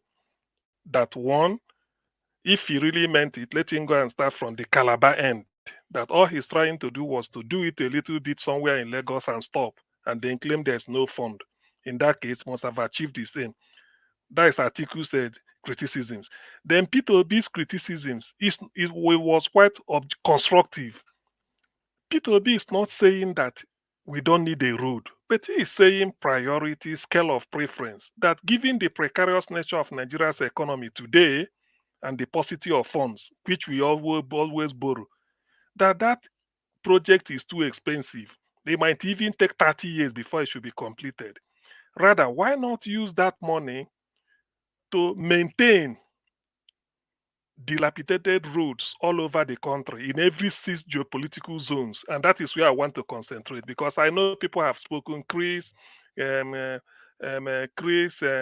Jonathan, give us a mandate. Everybody, all of you, Honorable Sam, you've all said this, but for detail, for people to hear, because I know people are listening to us. This was what Peter Obi said. He said there are 47 federal interstate.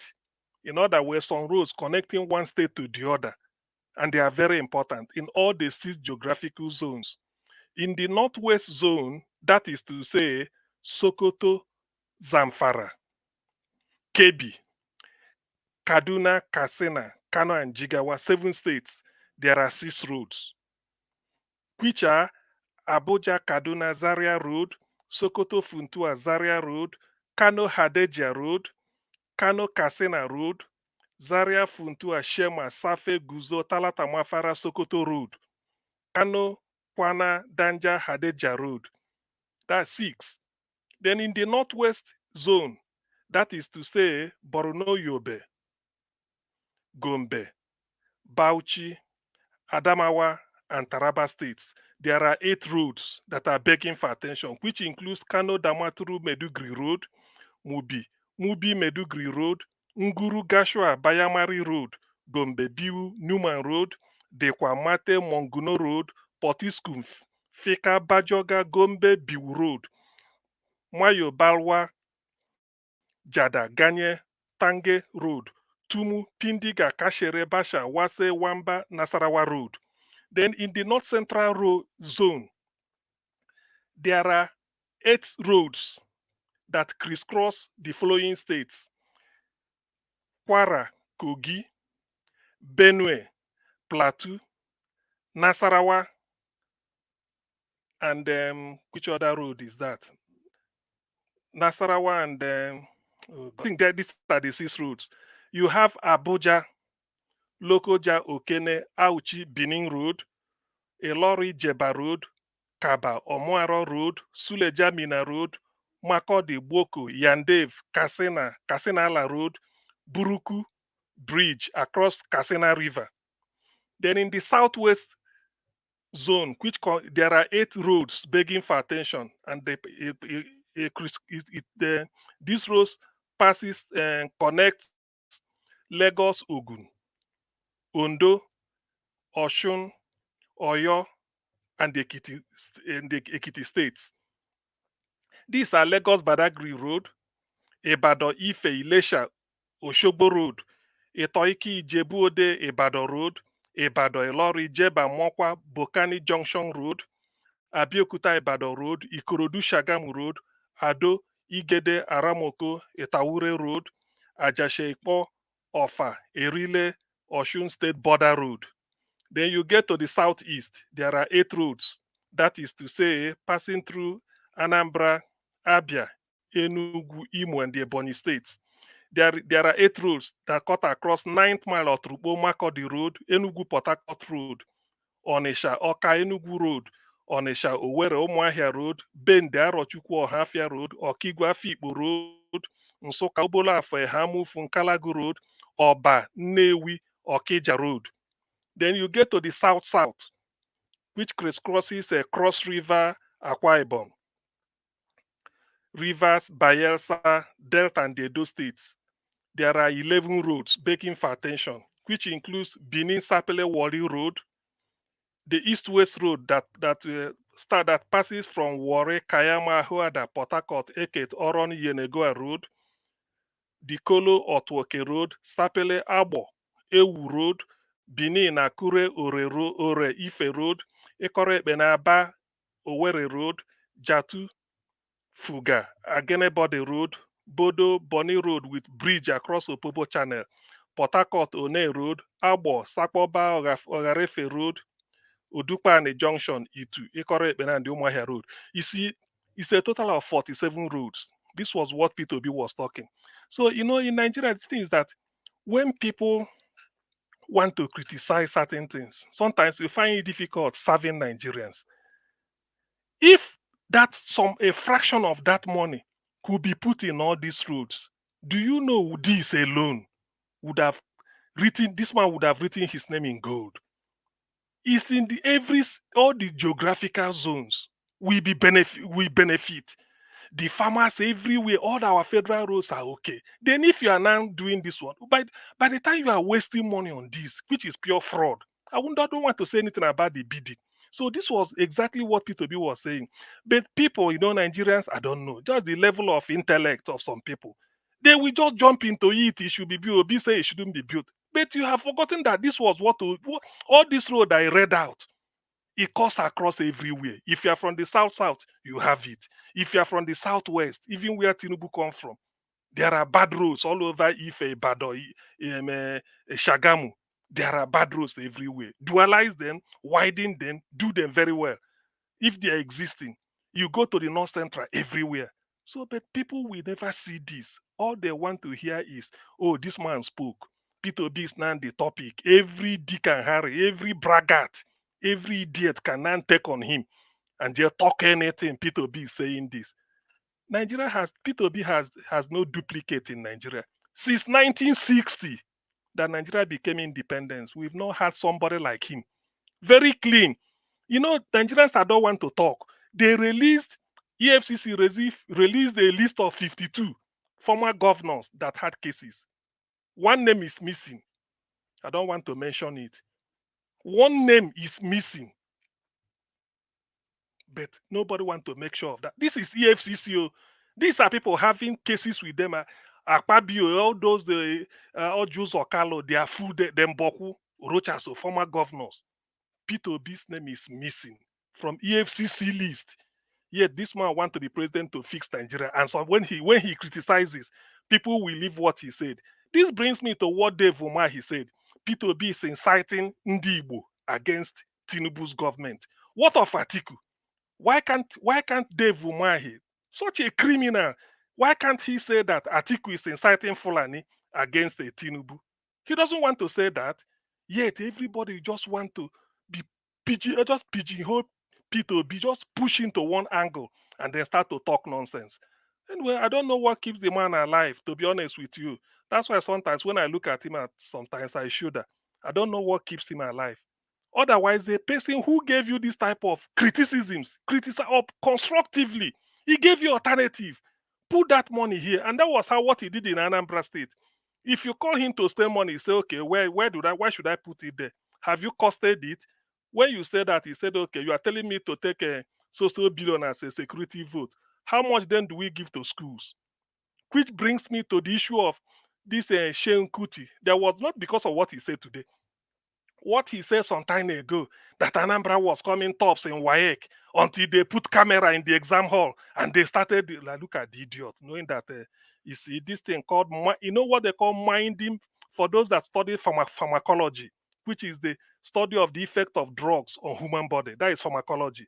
If you study pharmacology, that's what they call mind bending, to bend the mind bending drugs like Indian hemp. When you take it, you are gone for. That's how your mind go to bend. That's why I call it mind bending. CKC Onisha, the school that P2B attended and which he helped to uplift, is taking first all over the world.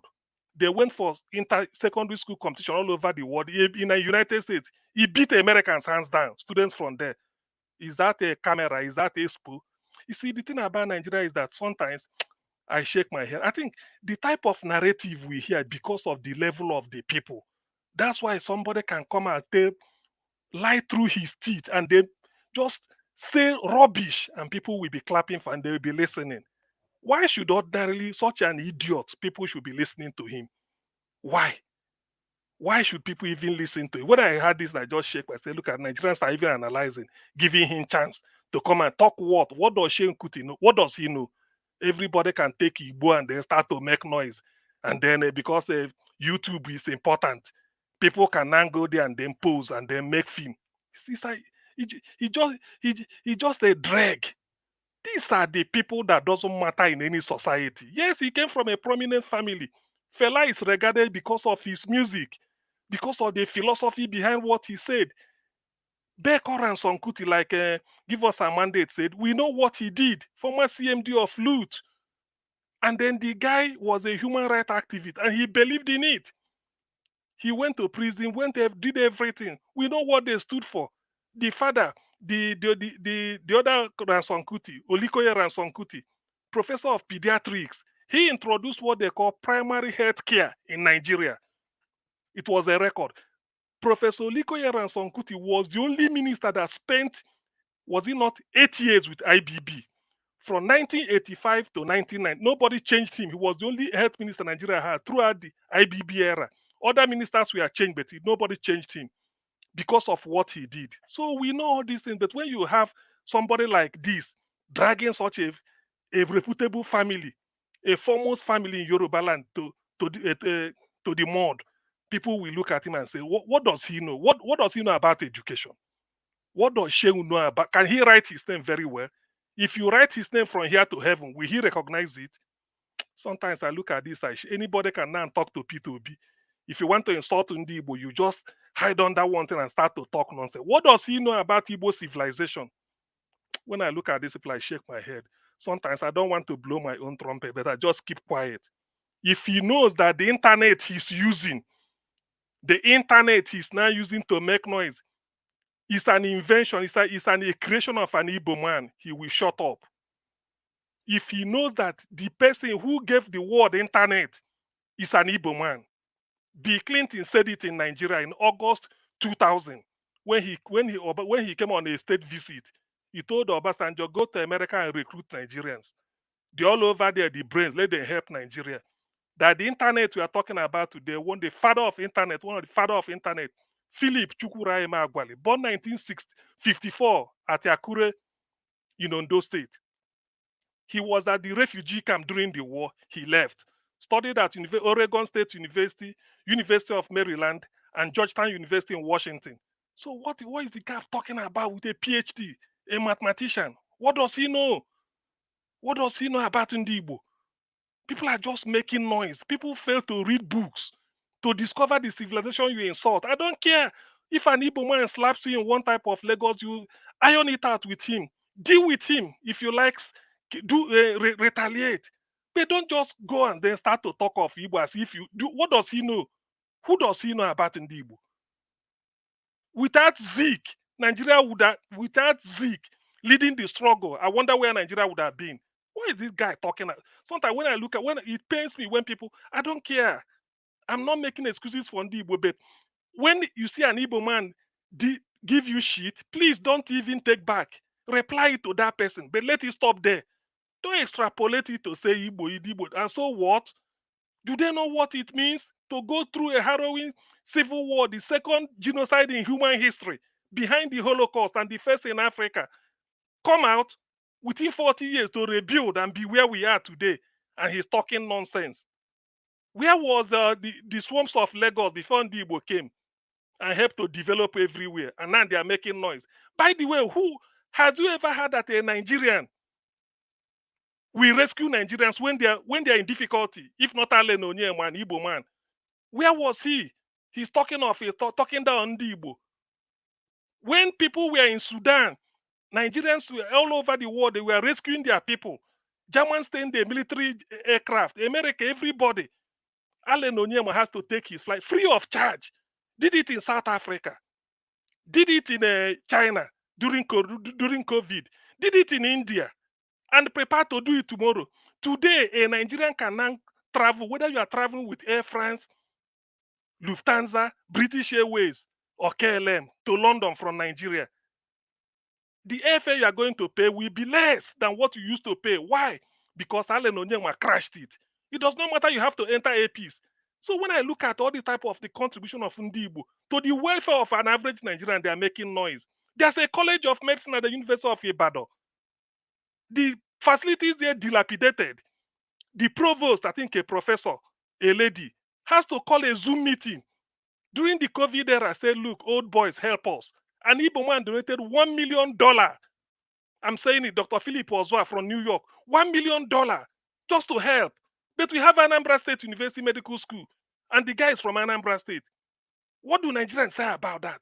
Is it just that any nonsense? Everybody will just jump on the one background and start to deride Igbo. That's why we want our Biafra and get away from this mess.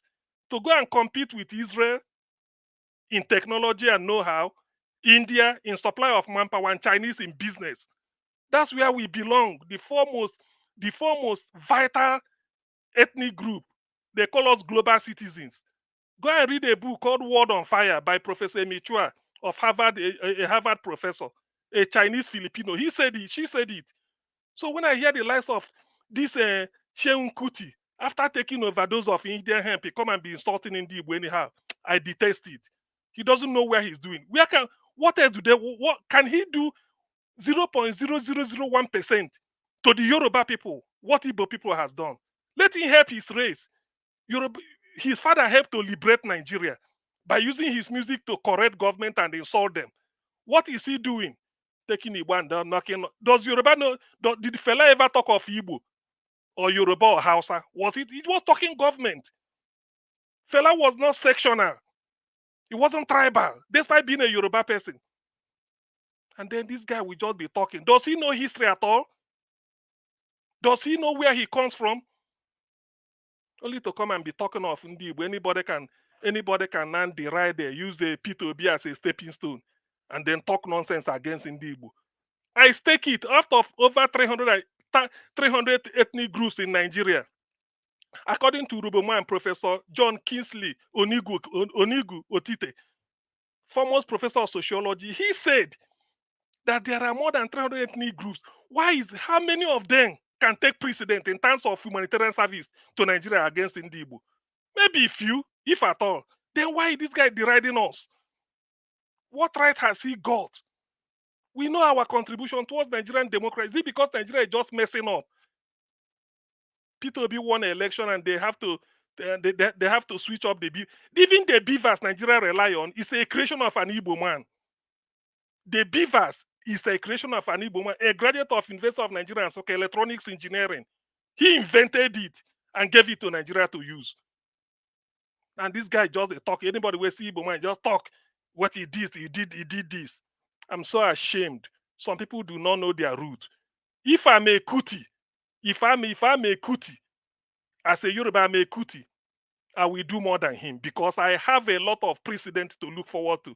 If you don't want to look towards Beko, you look towards Olikoye. If you don't want to look towards Olikoye, you look towards their father, former principal of Abeokuta Grammar School during his time, Reverend Kuti. Or you look towards Fumila Yoranson Kuti because of his her activism. Or even you look towards Fela Achebe. Chinua Achebe regarded Fela as one of the icons of the Yoruba civilization. Go and read about what Chinua Achebe said about Fela, and this guy will be talking nonsense. Who born him? Who gave birth to his mother? I'm appalled. Nigeria has been reduced to a country where even non-entities are champions. Everybody can now come and deride Igbo and talk nonsense. P2B won an election, and so what? Everybody now has the opinion to talk what they want, but what he or she can never understand. I yield here.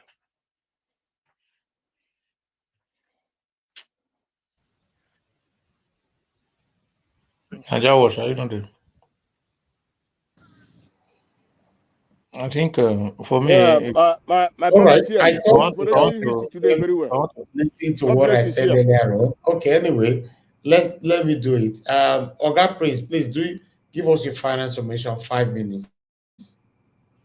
okay. Me generally, I did talk about that guy because when I listened to him, I just saw that he's one of those social media guys that are actually looking for view. I know, and I expect him to be more intelligent than this because I know that his intel quotient IQ is higher than this. But when your brain begin to absorb things that it's not supposed to take, it begins to affect your initiative, and you can go out of point. And as a matter of fact, I don't see him as an icon of whatever he's saying because he's just an average Nigerian that is opportunity to be a son to Fela Nicola Kuti. Otherwise, he would have been like ordinary Nigerian that have no light, that are suffering on daily basis, that are being kidnapped by Boko Haram, that is being attacked at the farm road. It's not different from any other person there. So he has opportunity to live in his father's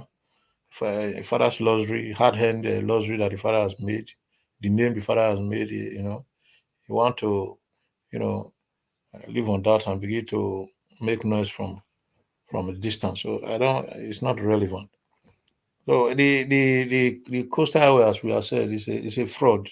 So if they are continuing this, you will see the matter is just like every other issue that do come out in Nigeria, and it will be forgotten so soon. They will do that project like maybe 400-500 meters and forget about it. Forget about it. Every other government that comes will not put money. They will eat it and forget about it. That's what is going to happen because they don't even have the capacity to carry on that kind of a project. Because the only place I've seen a coastal highway is along the west coast when you are going to all those other West Africa countries when you pass through land, when you leave Lagos, once you get to Seme, you begin to pass through the west coast highways that will take you to a place like Republic of Benin. And then from there you get to Togo, Republic of Togo. Then from there you get to Ghana. These are coastal highway that is along the west coast. It's a road built, an express road or highway built along the coast to connect every nation, as in Africa. That West Africa highway is to connect West African nations that are along the west coast. So this one, the coastal highway they're trying to build now, they just want to use that term, coastal highway, along the coast of the sea of those states that connect our beaches, so that they want to say they are attracting foreign investors and tourist attraction, but they don't have the capacity to do that, and that is not even a priority, as we have said before. There are roads that are being dilapidated, that have been constructed years ago, that need immediate attention. They are not doing that, so they are not helping Nigeria. They are just using it to siphon our money, as we've all said. But all the same, we Nigerians need to wake up. We need to look for ways of sensitizing and average Nigerians of what is going on, because we can't fight this fight alone. Through the media, we can't do much apart from informing the people. So I think we should emphasize on how we can, drag the government to the extent that they will, let the people have light, so that they'll be able to have access to information, so that they will know what is really happening. Until that is done, it's going to be very, very difficult. I cannot see, any head through to what we are doing at all, because it's still what it is. The things continue to get worse. The things are not getting better. Nothing is being done properly. Everything is on a negative side. We can't realize any good thing when we think about it. You only think about it and drop it. Fraud is getting higher. Corruption is on a high level. Disobedient to the rule of law is on the high peak. So we need to do the needful, and the needful is that the youth should wake up and take what belongs to them. Until that is done, there's no solution. And from there, I want to say thank you, everyone, for giving me this opportunity. Najawash, I want to thank you. Panelists, I thank you all. And I say God bless you and have a wonderful night. Thank you. Thank you. Thank you, Oga Chris, Prince. Thank you, sir. God bless you. I thank you as well for coming in to put your voice out there. Thank you. All right. Let me continue. Don't worry. Sorry. Let me continue. Oga CM, the mood I do apologize. I do apologize. No. I understand the mood where you take come out. Shehu, I say Shehu does shake. He does shake you. No, when you see people that are what you see, he came from a very prominent family, Kuti. Look at the family, look at his lineage. He's misbehaving. If I'm Yoruba today and I'm Kuti, I will do better than him. Yes. Mr. You know what I mean? Mr. Vis, yes, he didn't shake ACM. No, he's insulting his family. That is who is insulting his family. Because the family is regarding high before, but now what is insulting his family? Understand? Okay. So, CM, don't worry, All my right. brother. God bless you, CM. Don't worry, my brother. Okay. All Prince right. Collins. Who is going Thank after Prince Collins? The next person after Prince Is Collins honorable. is Is honorable. no. Abdul Malik, then honorable. Okay. Before Mr. Jonathan. Abdul, 5 Abdul minutes, Malik. man. Okay, good evening, MC and Nanja Watch. There is one caller called. He talk about this Okoma that Nigeria government invaded, Nigeria Sudan government invaded. What, if I may ask, what Nigerian government soldiers are still doing there? How many months from now, when that happened, and Nigeria government, they are still there? What is the work of the governor of Delta State? What is he doing there? What is he doing to help the people in the community to come back to their home? I don't really know those Nigeria government and all those executive government of Nigeria. They have plan. Abdul. That's why they are still there. They are not there for nothing. Okay. It's like they want to take that oil. They want to take the oil from the people. That's why they are still there. They have purpose of being there. They are not there for nothing. Imagine what are they still doing there? After how many months that happened, they are still there. And the Delta State governor, he cannot speak anything, just quiet. I don't know. That is for that. This Lagos Calabar Highway Coastal Road, according to what I said before, is a fraud. Just take a look now. Our women, they can no longer go to General Hospital and have baby there. They only go for private hospital because General Hospital, they are not functioning. No equipment, nothing. Why can't they put down money for hospital or road or electric so that it can be able to boost the economy? Because that road for now is unuseful. You don't have effect. It's nothing that road is nothing for now. It's not the first thing they're supposed to do. Insecurity first, electricity second, and you fix the road. How can you go and put billions for one coastal road? And that road, it cannot be completed 30 years coming. It's like they are just playing people aki-paki in that country. Because the people there, the citizens, they're quiet. According to what somebody said, they don't have access to internet, no information. They don't get information. I don't know. It's only the only problem is that what will help them, what they did in NSAS, they need to start it now, or else this thing will continue. There is nothing will stop them not to continue this rubbish they are doing there. They need to start that thing they do in the NSAS. If they don't start it, it will continue. They cannot stop. Farmer, they can no longer go to the farm. No electricity. But you pay electric bill every month, but there's no light. You don't have the light to use. What type of government are they operating in that country? They go to abroad. They see how abroad operate their system. They send their children to abroad. Every 3 months, 4 months, they go to abroad to visit. Is it not a shame? Why can't you fix your own country so that even foreigner will come to your country to experience what you have? Nigeria have everything, have what it takes to be a better country. Other 2 years, not 2 years. Nigeria will beautiful. It will be beautiful more than Europe because everything is there. But our leaders, they are the problem of the country. 1 minute Very more. big one, not small. 1 minute more. Anyhow, very big problem, not small problem.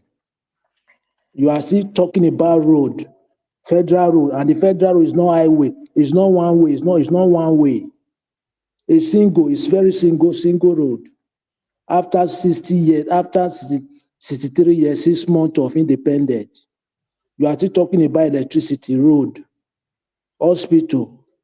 It's a very big shame of them. Thank you. Thank you very much, Abdul. Thank you. God bless you. The next person should be, I think, Jonathan. Are you still with us? Yes. I expect Is you it to me? be here. Yes, it is you. 5 minutes. Just Thank you. tell us what you think. Thank you, Dr. CM. And thanks to all the panelists. Again, I want to ask people, say, if you still have time, please, you can like this broadcast. And as you do that, God bless you. I just want to use this last 5 minutes to just to comment on one or two areas that the panelists talked about. The first one actually it actually opened my mind. It was Mr. Chris. He mentioned inner roads. When he talked about inner roads, it actually opened my mind to something that, I was kind of blindsided to before now. I've not even thought of that at all. But it's something that is very obvious for all of us. He mentioned inner roads. And what that tells me is that now it is clear why they are bent on going with this highway project, this what they call highway to fraud, highway to fraud project. See, we now know that our existing roads, the intercity roads, those roads that connect cities and states together, they will not be touched again by this government or any criminal government that we've seen in Nigeria, unless something change. Because this road they are building, that they just want to do at all costs, even at the detriment of Nigeria or the Nigerian state. Presently, it's not that it's not a good project, but for now, it's at the detriment of the Nigerian economy. They are bent on doing it because they will be collecting tolls. Because normally in a normal society, if the inner roads, the interconnecting roads, the roads that connect cities and communities together, if they are in good order, they are well laid, working perfectly well, people will have the option of either taking the highway, which is the express, or let me just take the inner road. But these people will now they will ensure that those interconnecting roads are left in bad shape so that people will have no any other options. Because if you put those inner roads in good order, an average Nigeria would prefer to take that rather than to go and pay toll. Mr. Jonathan. In fact, Nigerians will leave early.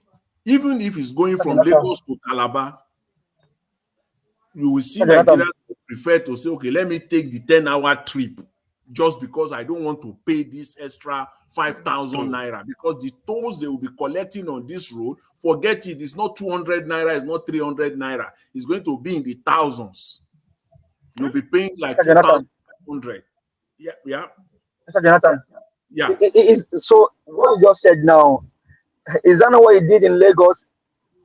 Lekki Toll Gate. Yes, Lekki Toll Gate. Yes, exactly. They so will make it Nigerians should pay attention. I can see it. I don't need anybody to tell me. I can just see it, I don't need a soothsayer. The same way with electricity, just kind of compare it. They don't want the electricity to work. At least this is out there to a very large extent. Some people don't want the electricity system in Nigeria to work because they are benefiting from importing generators into the country. The same way this will be that some people will not want the inner city road, the interconnecting roads to work because they are getting tolls on the highway.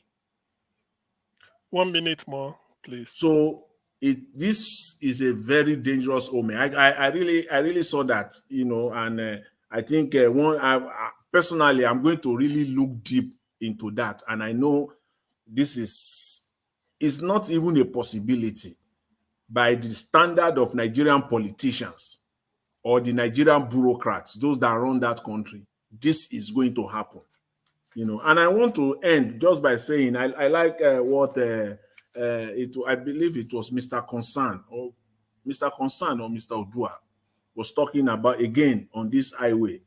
He talked about the highway, compare it to other countries in the Western world. I'm kind of afraid of this thing. Nigeria, where the emergency system is at comatose. It's not even existing. You will embark on that journey, on that 700-kilometer highway, and somewhere in the middle, something happens. Please round up. You can just see the disaster in the horizon.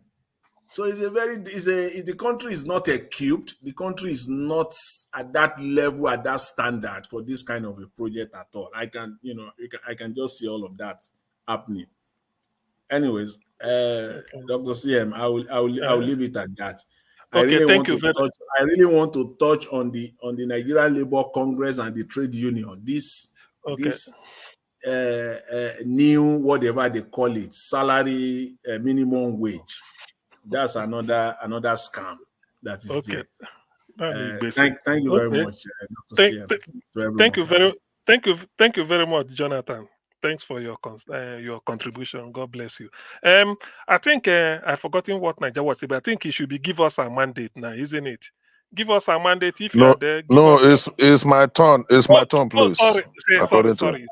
Exactly. Sorry. Give us a mandate. Please hold on. He's the honorable. Sorry, I forgot. Thank you very much, Mr. CN. Today's topic is interesting. At the same time, it's touching. When you are using a deliberate act by the federal government, like this coastal road is a scam. It's a scam.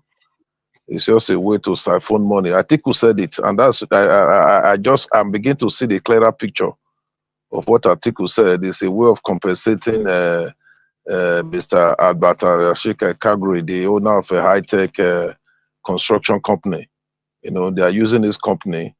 The son, Tinubu's son, it happens to be a staff of one of the subsidiary of the company. So it's a way of siphoning money. You understand? From the very beginning, the program has been designed to fail. It has been designed to fail. Like what Jonathan just said, we are not equipped enough for such road. What if there's an emergency in the road? What happened? What happens if there's an emergency? Are you going to evacuate or remove the vehicle or whatever from the road? Do we have the needed the facilities to run such a coastal road? So to me, the program has been designed from the very beginning to fail. Because if they were sincere, like what Atiku said, why don't you go? They should go and start from Calabar. So they may even do it to just Lagos region. The next thing they will stop. Other government will come and it's a way of siphoning money. The program was designed from the very beginning to fail. It's rather unfortunate the way Nigeria is now. Like I said, a time will come Nigeria will fight for itself. I know what I mean when I say Nigeria will fight for itself. Nigeria and Nigerians, they would fight for itself with what is happening now. I don't see this project seeing the light of the day because more Nigerians are getting more aware of the fraud. This is one of the greatest fraud this administration has embarked upon. It's one of the greatest fraud they've embarked upon, $30 billion. I don't see it seeing the light of the day. Because look at the electricity project. It's becoming clearer to Nigerians that the power that be, for reasons best known to them, which is selfish, have designed Nigeria not to have power, not to have light. Because when they have light, Nigerians will be informed. Like what is happening now even this broadcast, if not because people have their phone, a lot of people cannot even watch it through their screen. You know, through their YouTube channels on their television, they cannot even because of electricity. You know, no good internet facilities in Nigeria, apart from those that can afford it. No lighting services, apart from those. I mean, a lot of people are now resolving to self-help. You know, self-help, installing solar. You know, at the time when the solar system came, I was wondering solar. Nigeria will soon be better. They will soon improve on the light. You see everybody now resorting to solar, installing solar in their various homes. Self-help. Because the federal government is like they've designed it for us not to have light. It's a deliberate ploy not to have light. On the issue of toll, to me, it's not because of toll. I quite disagree with Jonathan on that they want to collect toll. The program has been designed to fail. The construction will only start after a while. You won't hear about it again. If they want to collect toll, they can still rehabilitate or reconstruct the existing federal roads.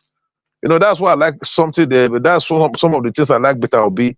It's a man that is very, very factual. You see him analyzing, giving facts and figures. You know, so he has told us the number of federal roads we have. He analyzed all of them. You understand? So if they want to collect tools, they should repair those ones and collect their tools. If tools is their interest, that's not their interest at all. The interest is not tools. The interest is also siphon money. The program, the project is not designed. They are not even interested in start. I mean that the program, they will complete the program. They will just start for a while. It's a means of siphoning money to high tech, siphoning money or through high tech. You know, so that's the way I look at it. It's rather unfortunate because each time I think about it, I'm to be frank, personally now, as we are discussing this matter, I'm pained with the way they are trying to inflict pains on Nigerians as a whole. That's why we have to, I wouldn't say Nigeria did get it right now during presidential election, trying to choose who they know that will be better for them. They did.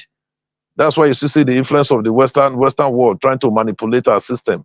Look at the type of, sometimes when you look at the type of president ruling Nigeria, begin to wonder, where I don't understand. Look at our president, just as intelligent as Nigerians, that these are our president. Look at what just happened. A president, where the section of the constitution says if you are leaving president and vice president, hand over to the Senate president. As of today now, the way it is now, if what they are saying is true, because I'm still doubting it, it means that as it is now, there's no governance in Nigeria the way it is now. No president, no vice president, and they didn't hand over to the Senate president. It's annoying. It's very, very annoying. But one thing is clear, one thing is certain. Soon and very soon, Nigeria will fight for itself. What happened during the NSAS, what will happen in Nigeria again will be bigger than what happened in NSAS. That's one of the way this country can be, a lot of things can be corrected in this country. Okay. So coming back home, I want to say election will be taking place in Edo State. I want to still appeal to every Edolite listening to me, those that have the opportunity to vote, those that have their voters card, get your voters card ready. Make try them. I want to use the word of, I'll keep using that word, the word of esteemed and distinguished Rita Adam. He said, and I quote, Aswe Igudaro is a good statesman. It's a good statesman. So I want us to look at him critically and cast your vote for him because he is a good statesman. He said it. I'm still within my time, please. Am I off my time? No, you are off your time now. It's on. Oh, okay. Okay. Thank you very much. Thank you. But thank you anyway. Thank you. There's still a long way to go. Thank you very much. Next person should be, I think he should be give us a mandate. It's no longer with us. I think. Okay. Oh yeah, he's here. Sorry. You are here. Just no, I mean, if you want to go by the screen, you can go by the screen. I can come later. If that's what you want to do, you can go by the screen and then I'll come later. Okay, I leave you. Chris, I think Chris came. Please, Odu and Chris. Between Oduwa Consign and Chris, who came in first? Do you know? Okay, let me go by Chris on the screen. Then I come down to concern. Please, Odua came I first. said before them. I was CM, okay. Supposed to be they second. came Okay. before me. They all came before Okay. me, please. Okay, they all came before you. Okay, let me go to But consign. no, Chris can talk. Chris can talk, no problem. Chris, are you ready? Yeah, I'm ready. Okay. Okay, have your 5 minutes now so that we do this. And if there are one more. Yeah, well, Mr. CM, please, I crave your indulgence to excuse myself from the panel, please. I have something to quickly attend to. Okay, no problem. We see. Hopefully, we see When you I'm tomorrow done. again. Okay, Well, thank you very if I much. finish on time, I will likely come back. Okay, thank you very Okay, much. okay, still all right. Thank you very much. Okay, Chris, let's hear you, if you don't mind. Well, as for me, I think the panel today, we all appears to be on the same page. So there's no use overflogging any issues. Apart from the fact that Dr. CM, you left out the fact that Philip did not only start the internet, he also discovered and constructed the fastest computer, the fastest CPU. God bless you. That is not a mean feat. It is not a mean feat, and we don't celebrate these guys. We have thousands of Philip around Nigeria, but quota system will not allow these people to be where they are supposed to be. And that is why we are exactly where we are. Because the system does not allow the best to lead. The system does not give room for competition. Please, Jonathan, could you mute? Hold on, Chris. Please, Jonathan, please. It's like you are eating moi. Jonathan, please. Sorry about that. They eat moi. Okay, I can hear it I can perceive the aroma. So, Chris, continue. Yeah, the system, like I said, will not allow for competition. And the irony is this: you can imagine it is the people that used influence to get into federal schools. These are the same set of people that will likely use the same influence to get federal job. They are still the same set of people that will still use influence to get promoted. So you have a system where the worst of us are leading the best of us, and yet we expect any iota of development. That is why for people like give us what was his name, Black Panther, that's always advocating for constitutional reform. I support him wholeheartedly. And mind you guys, anything the northern oligarchs are against, you know that is where the solution of Nigeria lies. It's true. Anything they are against and anything they are supporting, you know that is what is keeping Nigeria the way it is. It's as simple as that. So this coastal road thing, it is just one of the propaganda machine that these people are using, because now the issue is that everybody, Peter Obi has become a punching bag for everybody. The same thing other people will say. If Peter Obi say the same thing, they will turn it around. I wish they even leave it as an attack against Peter Obi. I would have been really be happy. So how come whenever Peter Obi talks, you have to drag the whole 30 million plus and still counting people from the East? Even when it's clear that the issues is not like that. Like I keep saying, if we really want to talk about the people that are holding Nigeria together, do any set of people does it better than the Igbos?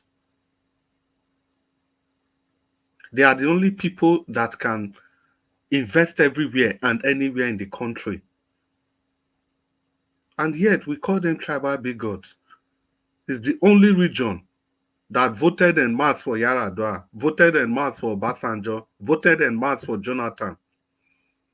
It came to their turn, we start calling them tribal bigots. As for Sheung, I think Mr. Concern did a lot of job on Sheung's matter. There's even no use paying attention to him. there's almost no use because we all know the things he is into. He's not speaking coherently. So I can't even waste my 5 minutes debating him. Well, for Nigerians in general, let's know that the future for our country lies in our hands. If we expect the leaders to do the right thing, we are wasting our time. And I'll remind us, guys, that when Buhari lost in 2011, he didn't need to tell his people to do anything. It was the people that sought to retrieve their mandate, which was not even stolen in the first place. Now we have a mandate that was openly stolen. Then we are expecting one person to command Nigerians to go on the street. It's not going to be possible.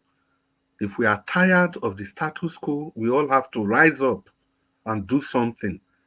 That's why some of us are talking here every day. People are in the comment section.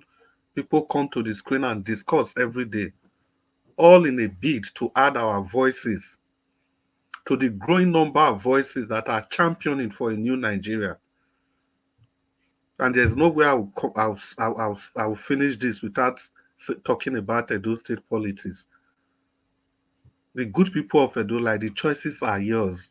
We've seen what the APC and the PDP, they have both done to Edo State. A You minute have more. Olumide Akpata as, sorry? 1 minute more. Okay. You have Olumide Akpata as an alternative to the PDP and the APC. Only 4 days ago, he had a meeting with Alex Oti. It was about the railway from Abia to Port Harcourt. He has had several meetings with Alex Oti. They are meeting with Peter Obi. These people, they have the economic prowess to move the state forward. Let's vote Olumide Akpata. Let's give him a try.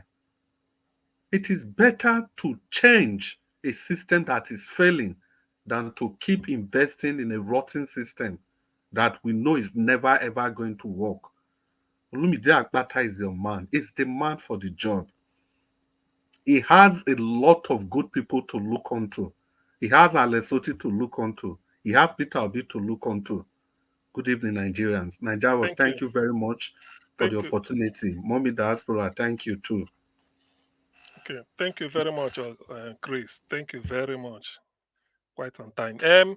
After Chris, it should now be Consign. Are you ready now? Before I call Odua, or do I Yeah, call I'm Odua? ready. I'm ready. Let me talk now Okay. because my this Okay. thing, Okay. do my Okay. business also.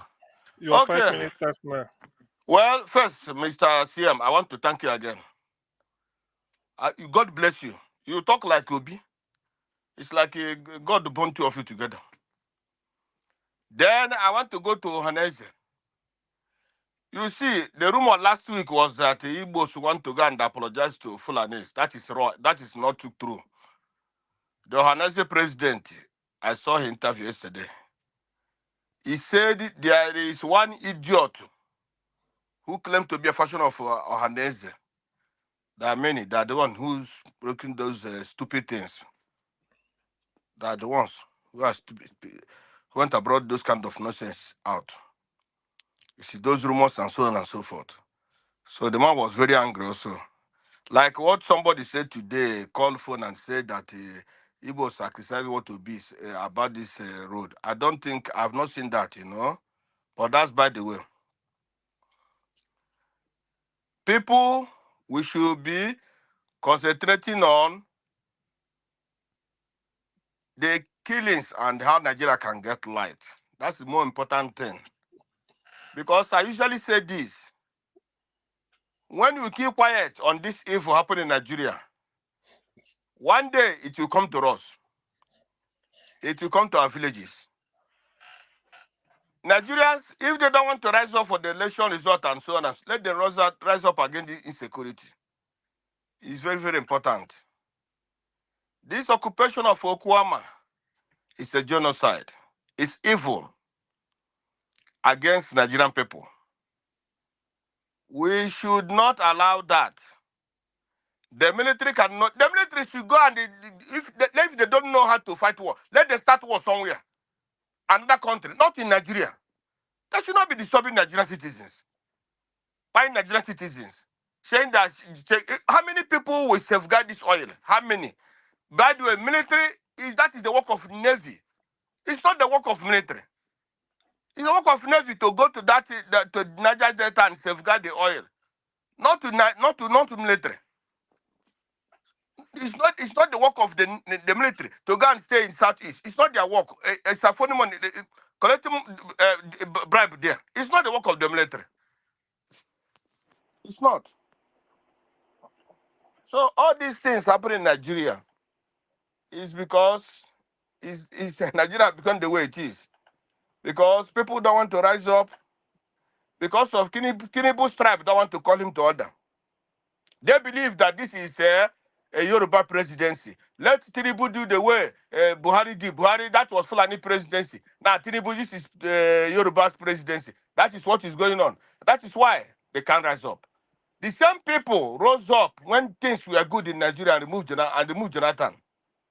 The same people today cannot rise up. Instead, they're making plan against the Igbos, how to destroy Igbo business, how to destroy Igbo people, But I ask the people who are talking nonsense against the Igbos, who is eating the money of the Nigerian people today? It's not the Igbos. Igbos are just doing their business. Igbos are not in those ministries and so on and so forth. They are not. How many Igbos are employed in Nigeria today? In the civil service? How many Igbos are in that federal service? How many? Parastatus. How many Igbos? How many Igbos are siphoning money? How many of them? Igbos are into their business, and every day people talk about the Igbos. Because we are not too much into corruption. That's why. All these people that have all US, is siphoning this money. Well, they don't talk about them. They talk about something nonsense thing. A vagabond, a prodigal son, a nonsense person can come out and start talking about Igbo. Instead of talking about his own father and family, he's talking about Igbos. I don't get it. Because we are here today, we want peace, this, that, and that. That's it, because people try to insult Igbos because Igbos have their business everywhere.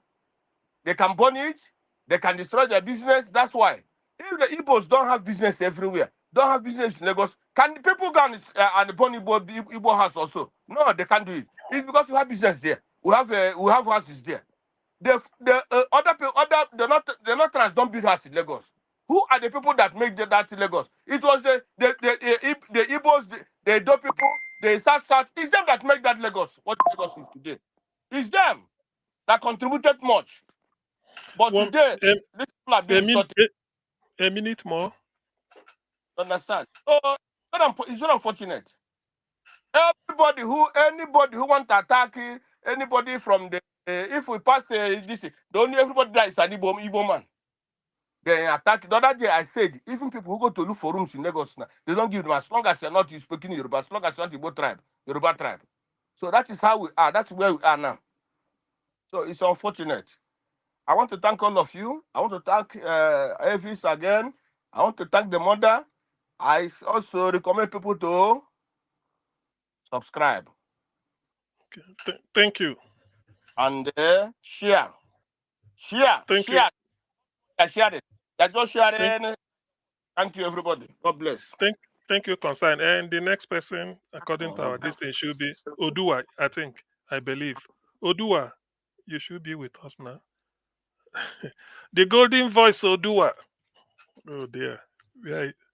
Hello, the golden voice, Odua. Is it me? Hello.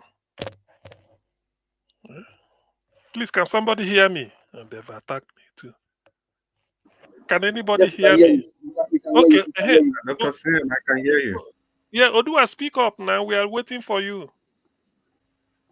Maybe his system is okay. Let's go to give us a mandate then. I think he's having a problem of connection. Give us a mandate, please, if you can. Let's hear you. Thank you very much for the moderation. Thank you for all that you do. Thanks to panelists and everyone. Thanks to comment section and every Nigerians all over the world. Thank you for your time today. I mean, it was wonderful. What I'll just basically say as I give my submission. Mr. Helvis, if you're listening, please help me cut Dr. CM's submission. If you can help me cut it so that we can actually have it in a different maybe in a different broadcast. Now I say that to say that whatever you see Sean Kuti did or whatever he's saying does not represent Yoruba voice. Of course, I know. Yes. It does not represent us. And then Mr. Dua, Tinubu is not Yoruba president. Tinubu is a criminal president.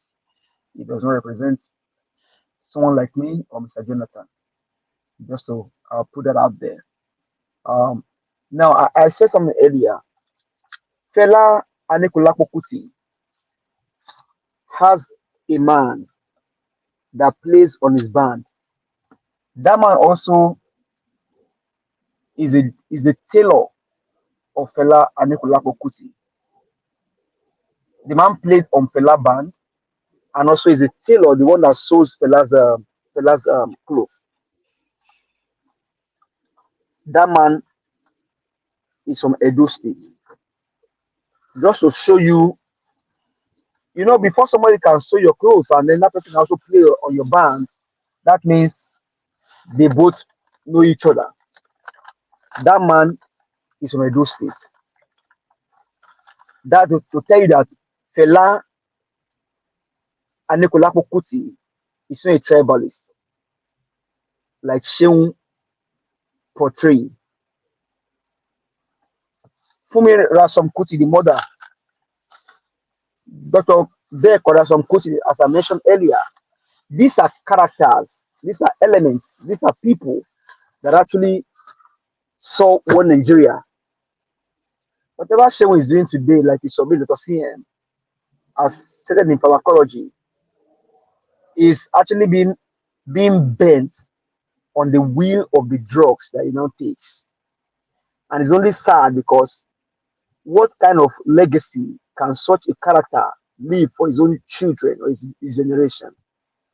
Now he started from their mom to someone like Fela Kuti, to Beko, to the brother. Now, even to let him say Femi, then from Sheung down, what can he leave as a legacy for their coming generation? He ends there.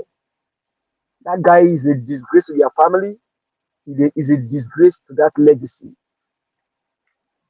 Now, it now brings me to this Nigerian. Nigerians, I submit to you today that the Nigerian politicians are the most wicked, evil people on the face of the earth.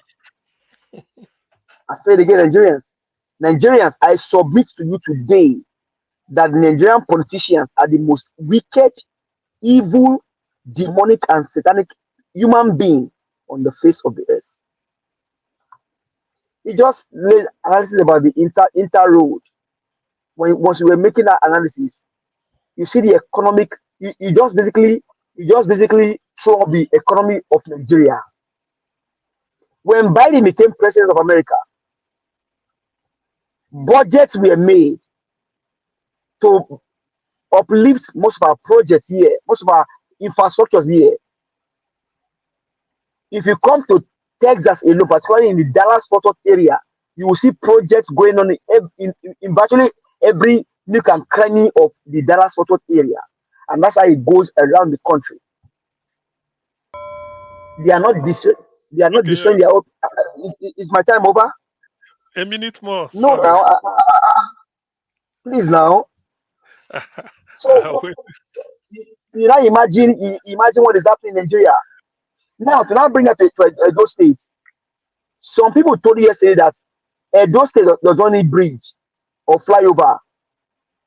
Edo State also does not need hospital or good school or good roads. What Edo needs is looting, stealing, and buying people. But we have a candidate in Barrister Ozaibovo Olumide Akpata. Is a man for the job, competence, character, compassion, love, and empathy for the people. You cannot say that, you cannot tell us that one person is saying that he wants to build on the failure, and you say that person is a doctor.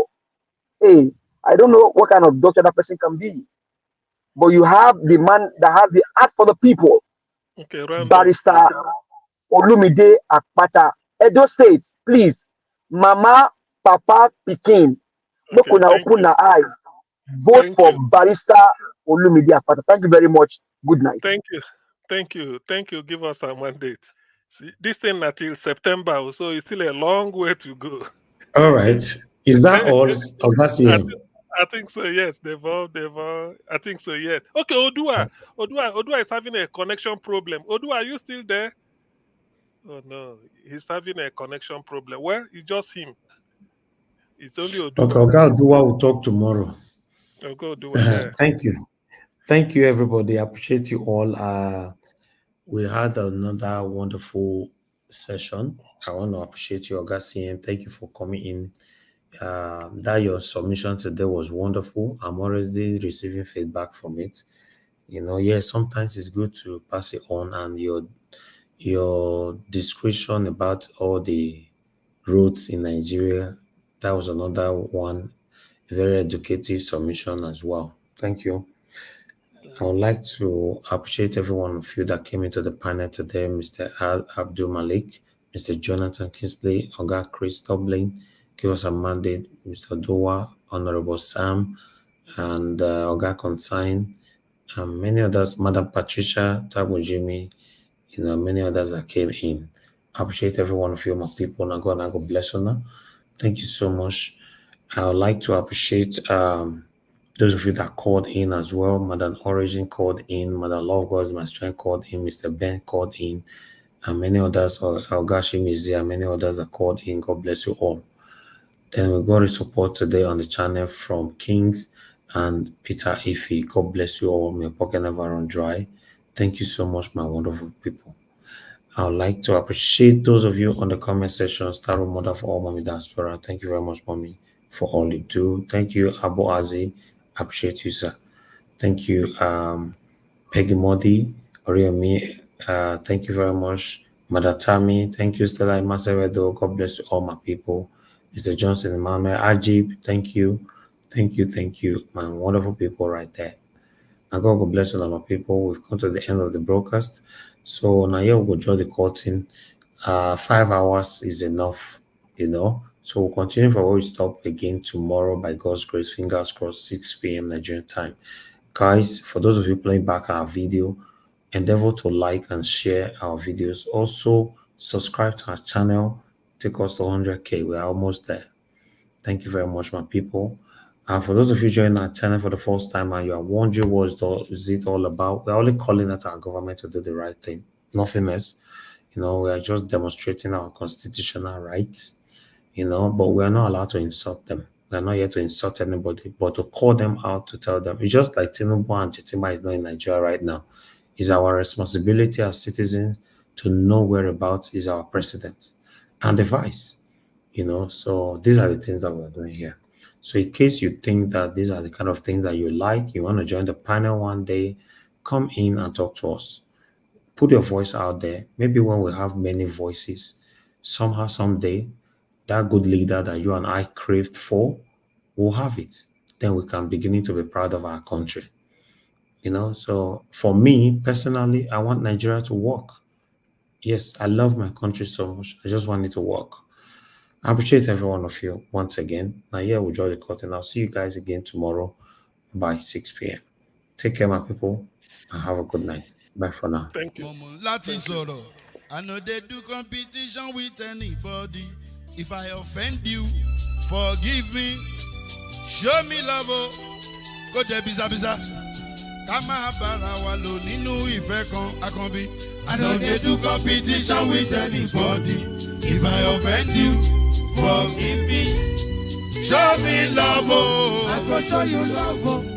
Kama bara wa lo ninu ife kan. But I know they do competition with anybody.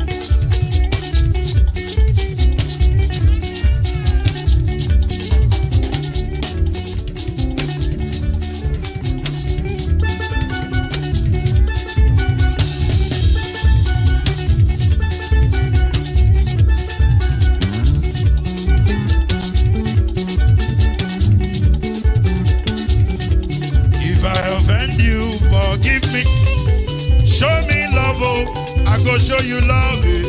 Ká má bára wa lò nínú ìfẹ́ kan. I know they do competition with anybody. If I offend you, forgive me. Show me love, I go show you love. Ká má bára wa lò nínú ìfẹ́ kan.